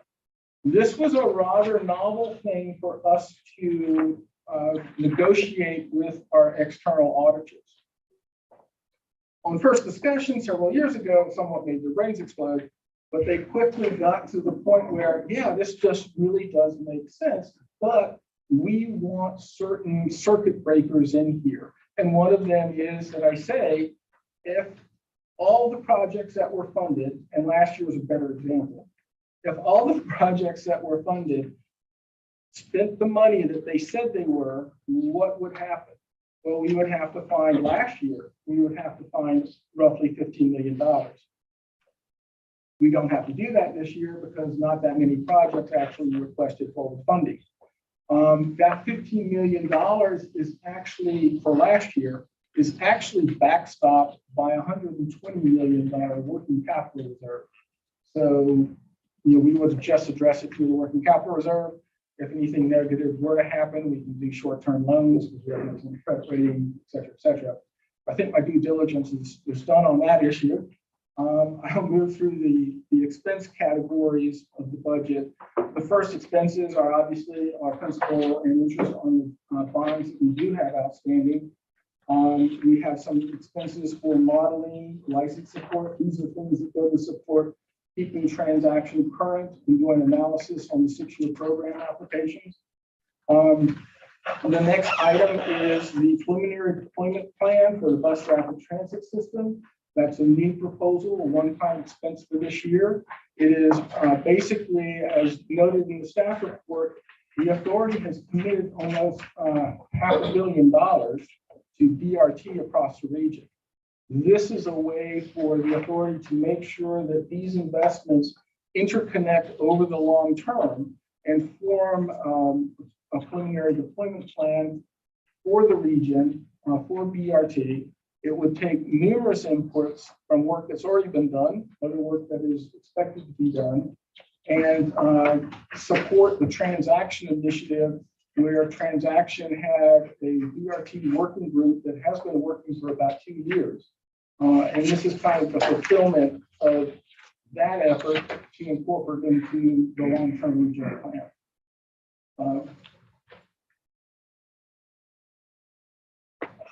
The next item below that is the 6-year program PAYGO project funding. Forgive me, this is also part of my mandatory disclosure. So the $19.8 million is projects that are being requested to be funded this year. If you look last year, it was $201 million, which is why that forward appropriation note higher is a negative number. It's just the mathematics of the model that we built with the auditors to basically make sure the authority doesn't overcommit itself into the future. There's a transfer out to the operating budget. This is what funds the operating budget that we passed a few minutes ago. The next item down is restricted fund balance. This is money that will move forward into the next PAYGO update. So it funds projects that you will be, Mr. Jasper will be doing later this evening, opening the call for projects. This is part of that funding mechanism. It will become PAYGO for you next spring. Last note on this is we do have the working capital reserve of 120 million and debt service reserve, which is held by the bond trustees of 5.5 million. With that, I'd be pleased to respond to any questions on the regional revenue fund budget. Amazing, absolutely amazing. Mr. Mayor Wood. I just want to make a great comment because last year we only budgeted $20 million in interest coming in, and it came in at 25 million. And then you're projecting 15 million more this year than what we, because of the prime rate. I just want to say that's a huge number. You just kind of breathe by that. I like to just have a pregnant pause. You know, that's. But I do appreciate and thank the authority for the tools that you provided us to manage this money and do this in a safe way. Yeah, that's a $15 million increase without us getting any more tax money or raising any taxes. I mean, that's a very significant. About 8 years of the operating budget. 8 years of the operating budget in interest. That's all I want. I just want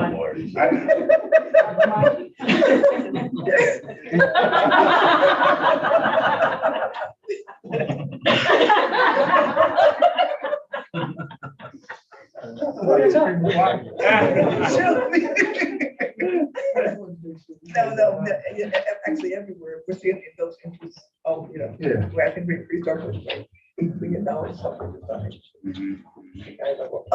Thank you for that, Mr. Hay.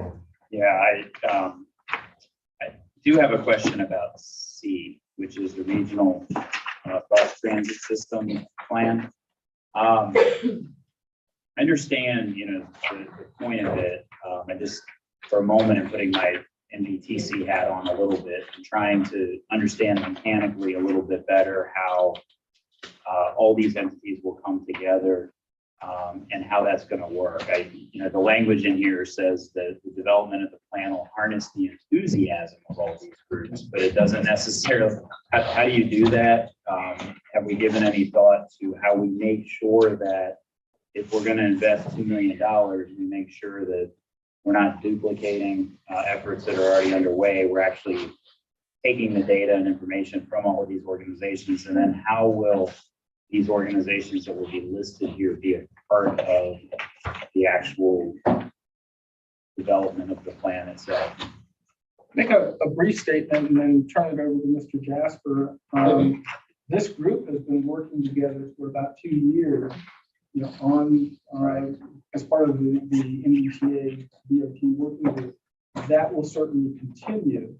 And I think Mr. Jasper may have some additional comments. Sure. Chairman McKay, thank you for your question. I think the easy answer to the question is if you take action tonight to approve the original revenue budget, our procurement process would mean that we will be looking for a notice to proceed, or at least come back to the authority in October for approval of a selected consultant to do the work, which basically means that for ongoing projects, you mentioned MBTCs, it's also Metro Buses, Better Bus initiative that's underway at the moment. I mean, the Better Bus initiative is already underway. The MBTC study, I understand, is going to start with a launch next week. Just looking at the math, there's going to be 7 months before we actually get going. The MBTC work and the Metro Bus work are scheduled to wrap up at some point in 2024. We'll be going through July of 2025. So what I'm saying really is all the outputs, all the relevant outputs from those initiatives, together with others that have actually already completed. DRPT has done a number of transit and TDM studies, the spring for the Quantico study. Right. These are all going to be great inputs for us, together with our own transaction plan, which is probably the biggest platform of all, which the authority adopted in December of last year. So everything is going to flow into this. So we do not envision we'll be duplicating anything. If there's relevant information there for us to use, we'll use it. And you will include, I mean, obviously this group already exists, but they're doing a different task. So is the idea that this group will continue to meet and be providing input to the NBTA effort? Is that the thought? Are you referring to the BRT planning? Yeah, the BRT planning. group. Yeah, the BRT planning working group was something that we established in late 2020 when we recognized that there was a need for the transaction work, which was at that point not really underway. Whereas in the previous version of transaction, there were a number of BRT projects identified. What we really needed to be doing was protect our investment of like 450 million in BRT already, was to make sure that we were being very proactive with this approach with BRT in the version of transaction that's just been adopted. So looking from individual lines, which when added together might not fit so well compared to looking to get something that's greater than the sum of the parts. And so we established that BRT planning working group with fantastic representation, and the enthusiasm that was mentioned earlier is not an understatement. It really wasn't strong enthusiasm, and that will continue. The working group met 4 times between March of 21 and January of 2022. At that point, its work was done for transaction. But the work is not done in terms of a regional BRT system for Northern Virginia. So we will start meeting again, subject to action this evening, with that working group probably in the spring. It's comprised of everybody who needs to be involved. Staff from member jurisdictions and transit agencies, OmniRide, Metro, DRPT, VDOT, very important members of this too. The jurisdictions in Maryland, Montgomery County, Prince George's County, District of Columbia or District DOT, the Commission, Northern Virginia Transportation Commission, obviously. And we would just work with that group as a technical advisory body, as has already been done for the process of transaction.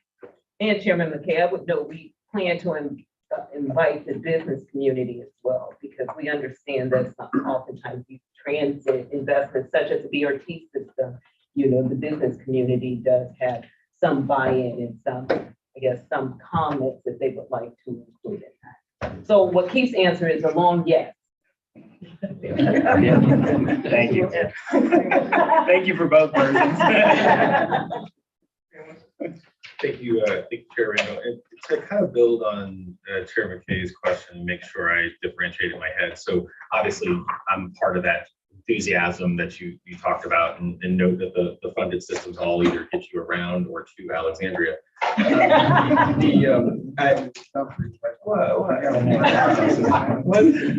Exactly. So I just I guess differentiating between what NVTC is doing. So they're identifying cross-jurisdictional high priority transit corridors. Is this work now going to take the identification of corridors and make it essentially come up with a plan for how then the jurisdictions implement those corridors? I mean, help me differentiate. Thank you. That's a great question. And I want to say this before Keith chimes in. So as part of transaction, and I know that was a long process, we actually identified high capacity transit corridors in the transaction that you adopted in December of last year. So we want to build upon that, and we told and communicated to NVTC that work is there for you all as well, because no one wants to reinvent the wheel. We all want to work together to make sure that we're collaborating and that we continue to collaborate. So that's the first thing. When we had the BRT planning working group as part of transaction, part of the work of the working group was looking at what's the best corridors that we want to identify for high capacity transit. So we have that work is in transaction. We want to expand upon it. And then the reason why we call this a preliminary deployment plan is that's exactly what we intend to do. how would a seamless BRT system work in this region? Seamless doesn't mean same operator. You know, we have, I think, about 5 or 6 transit providers in the region, but how is it seamless for the user? And we want to look at costs. There will be some scenario analysis. There will be modeling as part of this to see, because as we always know, Fairfax County, their Route 1 BRT is 6 guideway. Mr. Mayor, as you know, in Alexandria, you use signal preemption. What is the best seamless integrated system that we can have, building upon these 5 BRT systems, leveraging that to have something for the entire region? You know, when Keith mentioned DRPT study, the Franconia Springfield to Quantico, and you know, I'm just going to put it out there, extending Metro isn't a near-term solution. So what we're trying to do is look at something that's more near-term, not in lieu of Metro, but just more in the nearer term, especially for some of the outers who do not have BRT at this current time. What kind of land use decisions need to be made in those jurisdictions, if any, to build upon that network? And how do we connect to Prince George's and Maryland and DDOT? Because when we analyzed and did some of the work in transaction, through our models, we saw that there was a decent number of Northern Virginians who travel and commute outside of the region. So that's the high level, and please feel free to chime in. I really don't have much to say. Other than, you can't see in detail, in the transaction adopted on page 16, the version adopted in December last year, the map of our BRT and what we call high capacity transit, where it could be BRT, but it could be rail. You know, we don't have enough information yet to know that. That's a starting point. That work's already being done. I know the commission's part of their work is looking at something similar, but as far as we're concerned, it's actually already being done for the purposes. But anything that comes in commission staff and commission study, we'll take account of that because of that 6-7 month time lag before we get going. In terms of, Can I just ask an add-on on that? Is it outside the realm of possibility that we could potentially consolidate efforts, or potentially ours becomes an add-on? You know, if they're going out to market soon, I mean, I don't know the times where they're at on the. They've awarded a contract. They've already awarded. Okay. They've awarded a contract.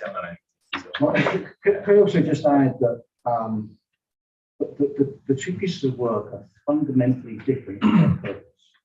Okay, so the commission's work is really, on behalf of DRPT, is looking to do a synthesis of the transit strategic plans that are essentially DRPT mandated to be done. So, I mean, that's fabulously important work that will definitely glean some lessons that we can use. But as Ms. Spackman said, what we're trying to do here is look at building upon the investments already made and recognizing that in transaction, there are, I can't remember the number off the top of my head, but there are about $10 billion worth of projects that are BRT or BRT related identified. Obviously, that can't be afforded.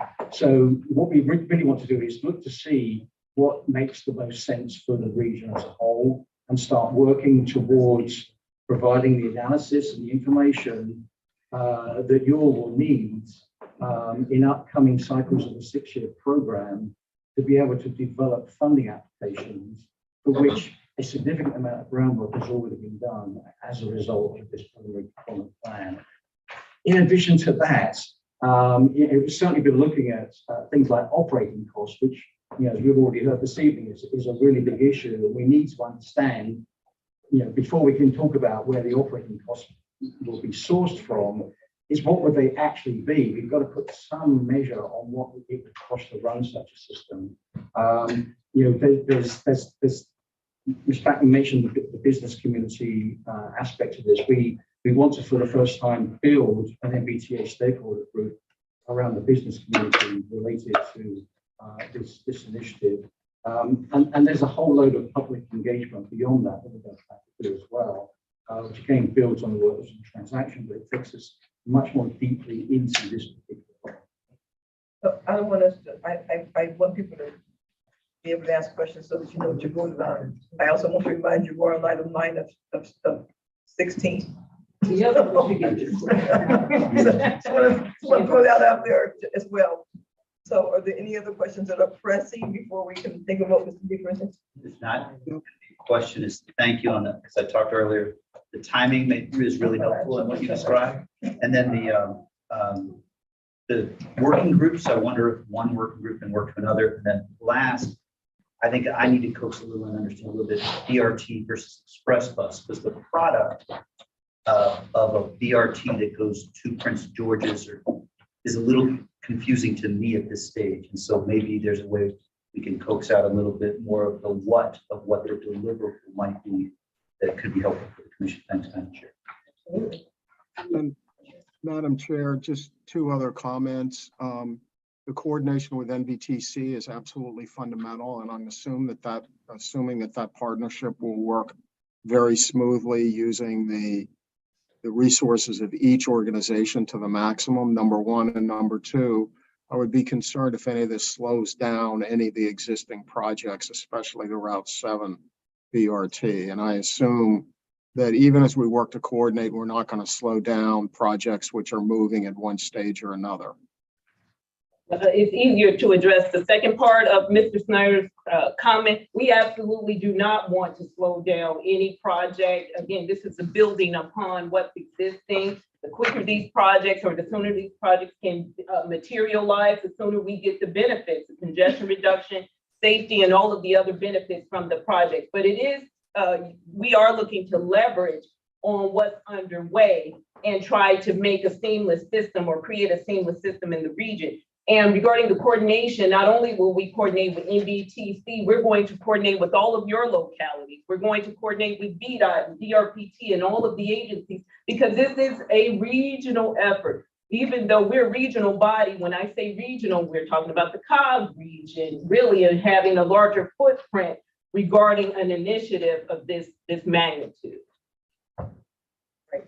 I'm going to ask for a motion. Yes, ma'am. I move the authority adoption of the FY 2024 Regional Revenue Fund budget as presented in the attachment. Second. Motion made, second by Chair Wheeler. Is there any other discussion on this item we need to do within the motion? I just want to make one. Really, man? I'm bored though. I said she's got hit. You just. Any opposed? We are going to go on because we still have one more item, which is a finance item. Thank you, Chair Randall. The policy change that is in front of you, to give you some background on it, we found that obviously we have a $1.5 billion investment portfolio. We had also done an analysis and found that if we doubled our previous highest rate of reimbursement, it would take 10 years to spend down that portfolio. What we have noticed, and this was noticed by our auditors last year, is we started receiving requests for reimbursement with invoices that were 5 and now even over 5 years recently old. They raised that as an internal controls concern because how do you really measure and look at an invoice that is that old? The finance committee requested that staff come back to them with a policy that would address that. And what we've done is looked at what is reasonable for a invoice to cycle itself through a jurisdiction or an agency and come back as a request for reimbursement. We pegged that at 18 months. Most invoices at that point, if they hit 18, depending upon when they hit, actually have gone through 2 audits at the jurisdiction or the agency. So 18 months plus a 3-month delayed implementation. But this topic has been getting kicked around for a long time, since September. The Finance Committee made it very clear that they wanted no surprises. Actually, we do not want to be saying no. We want the money. This is weird for a CFO to say.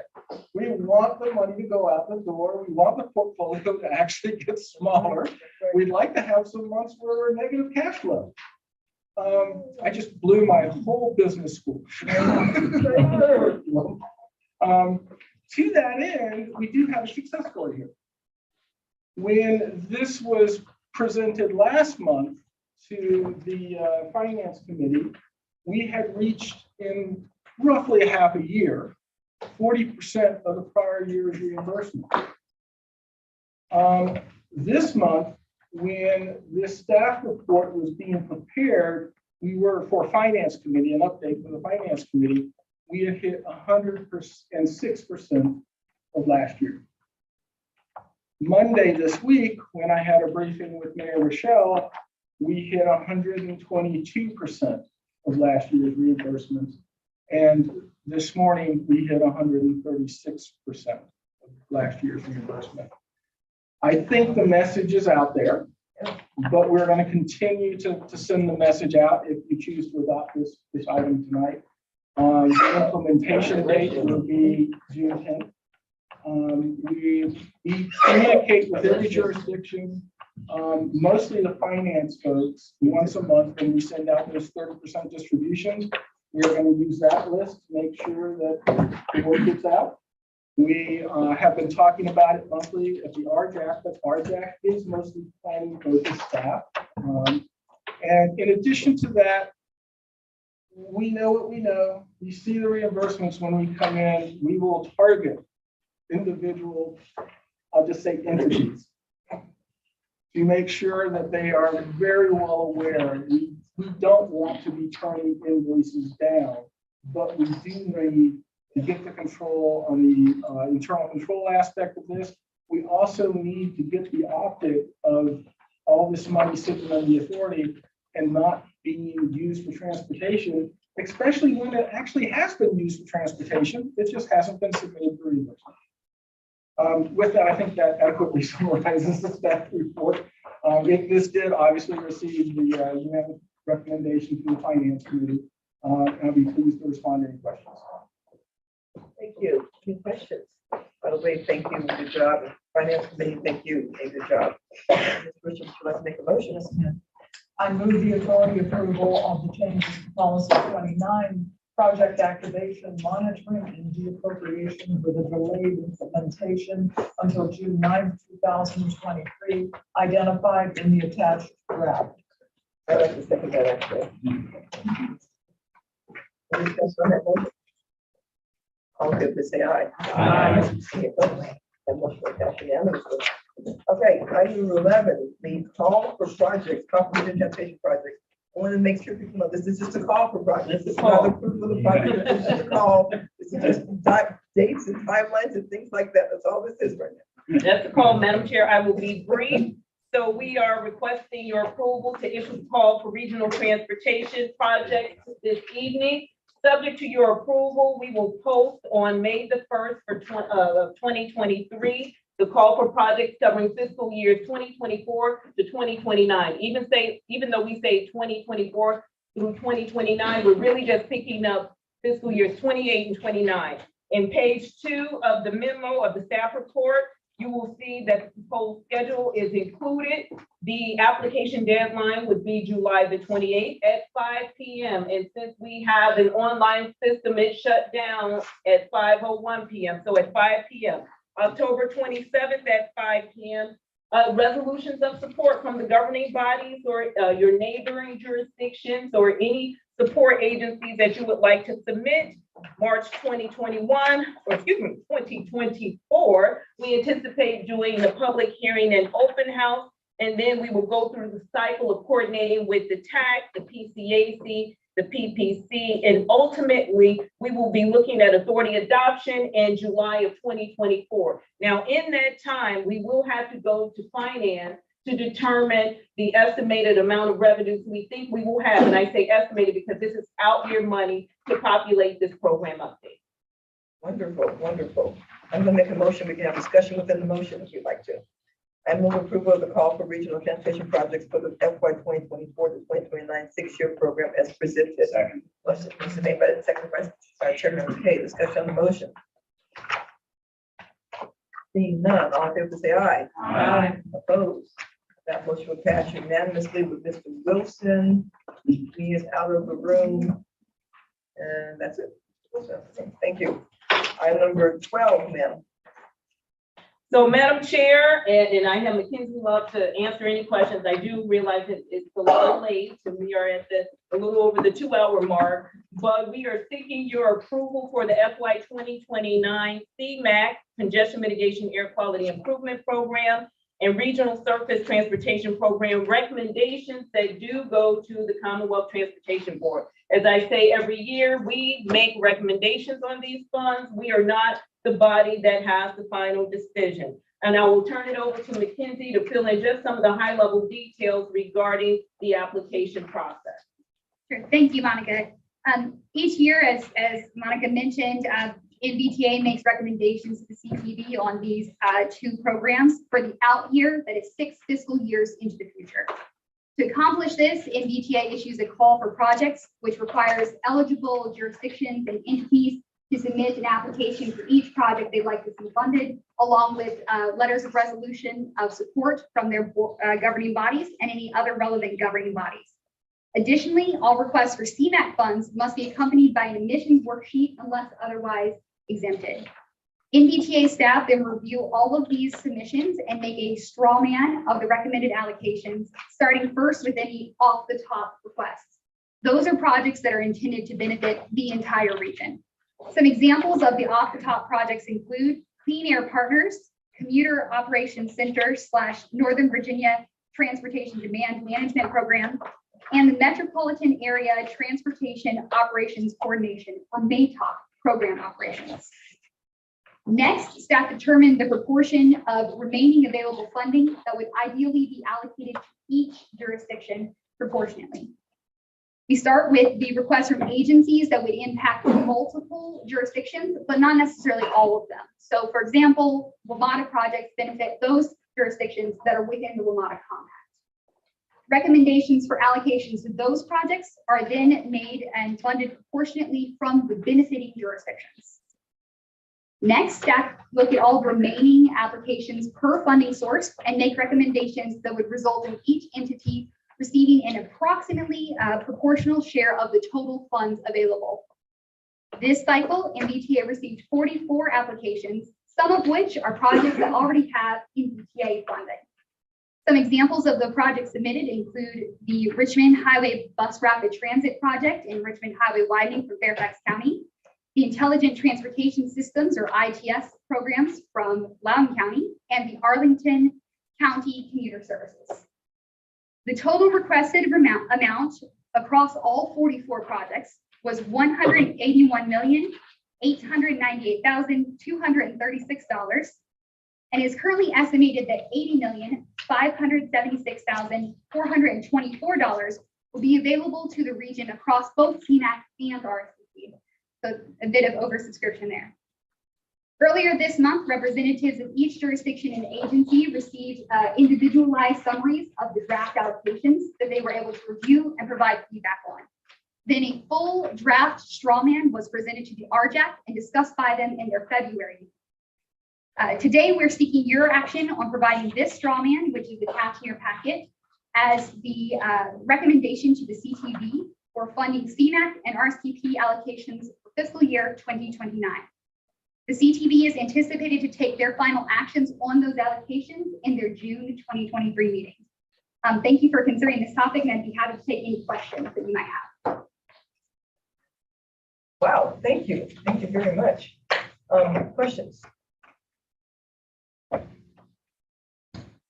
have questions, but my gosh, a lot of work. Thank you very much. This is great, and what a fantastic presentation. All right. I move the authority approval of the Congestion Mitigation Air Quality Improvement Program, or CMAQ, and the Regional Surface Transportation Program, RSTP, recommendations of the Commonwealth Transportation Board as presented in the attachment. Thank you. Discussion. We should just take all this and just hand it to Mary then.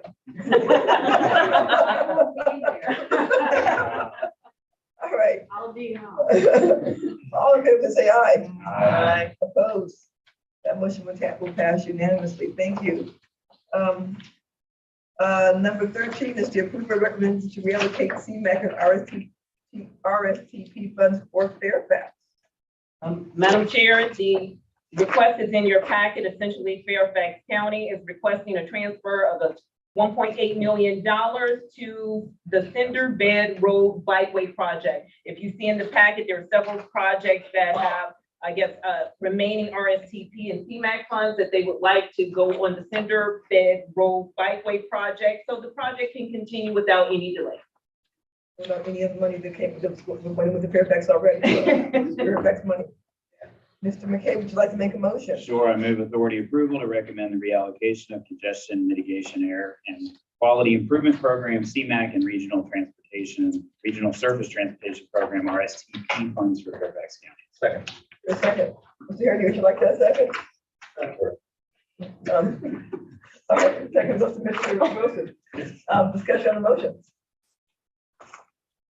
Seeing none, all in favor say aye. Aye. Any opposed? That motion will pass unanimously.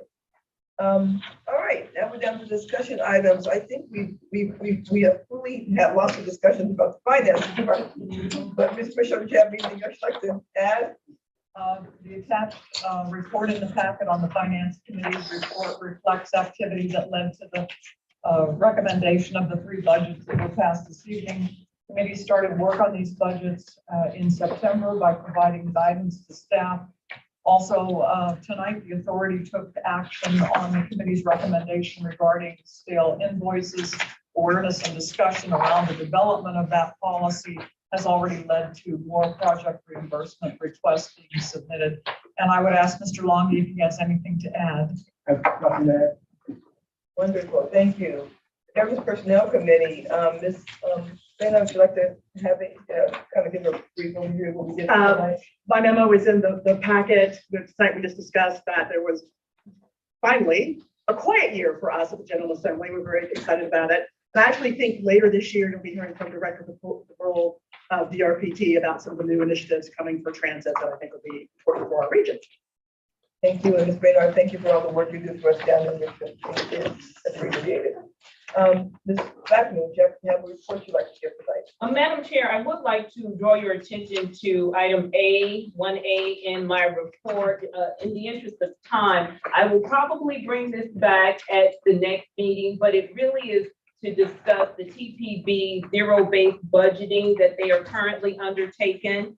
As part of their resolution R19-2021, which was adopted by the board in June of 2021, the TPB resolved to initiate the full update of their visualized 2050 plan, which is the Cobb Region's Long Range Transportation Plan, that consider multiple bill scenarios and analysis under each scenario impact on the region's adopted goals and targets, including greenhouse gas emissions.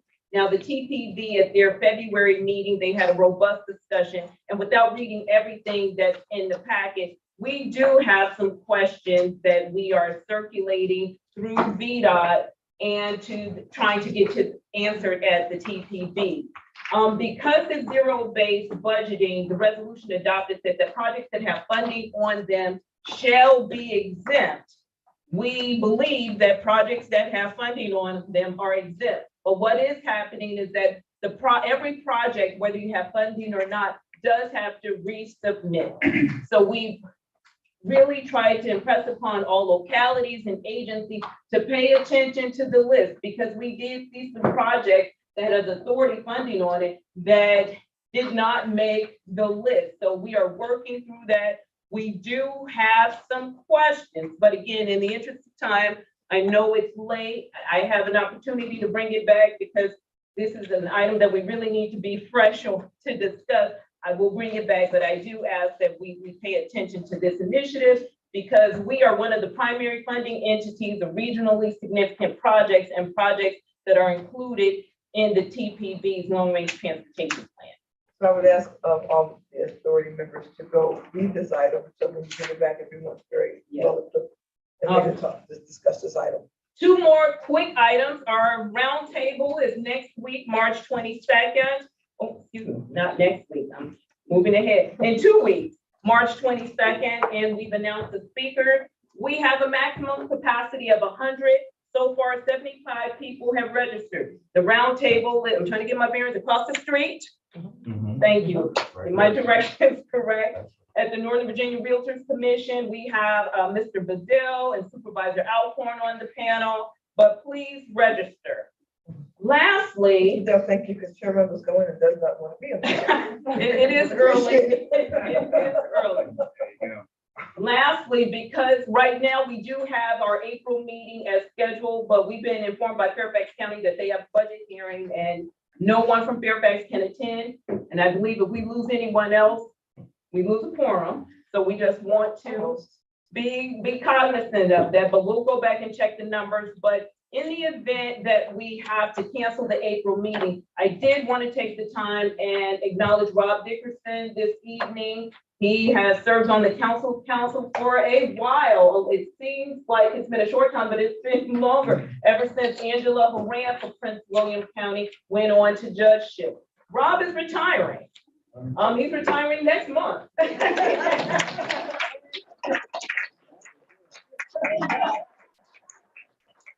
So Rob, we want to say thank you. I don't know if you eat chocolates, but we got you some NBTA M&Ms. They say multimodal. We really appreciate all of We your. can just give Rob that job. I don't think Rob wants Now it all makes sense. We weren't supposed to tell Jerry, but we do say thank you, Rob, and we hope you enjoy your retirement. But these MB multimodal, the M&M's multimodal is your. Thank you.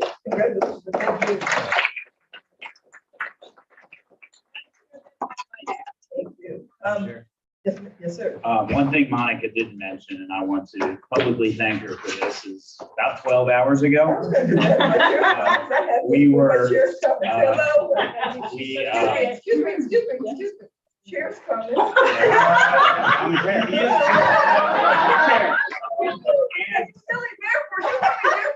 Must have, Oh my God, what's him? Phyllis, you need to be present to say anything about this.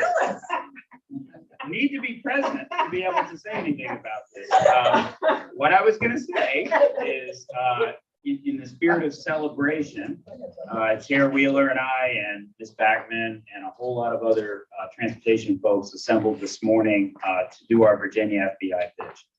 And I thought it was exceptional. I thought your presentation in particular was exceptional, represented MBTA very well, put forward what I thought was a very strong case. And particularly because it was just 12 hours ago, I wanted to make sure we had an opportunity to thank you for that and to express appreciation. Having you there was a big deal. Thank you. So thank you. So under the chair's comment, it said FBI, it said literally is written there. There's an asterisk. People who were present should be able to talk about it. Actually, with the serious, because I actually couldn't go to that. I had a doctor's appointment I had scheduled for 4 months. I was not going to try to reschedule it. So I called Monica on Tuesday. And when I realized I couldn't reschedule, and you did that, you turned that around in 48 hours, which is amazing. And I may not have been present, but I was getting play-by-play the entire time. And I was told that you did just an excellent job. And who knows what's going to happen? But it wouldn't be because now on 2 occasions, we haven't put our best foot forward. And you were actually at the press conference, and then today you did a great job right here. So really, seriously, thank you. Appreciate it.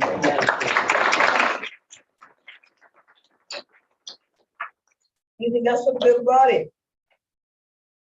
Seeing nothing, we will adjourn. Thank you.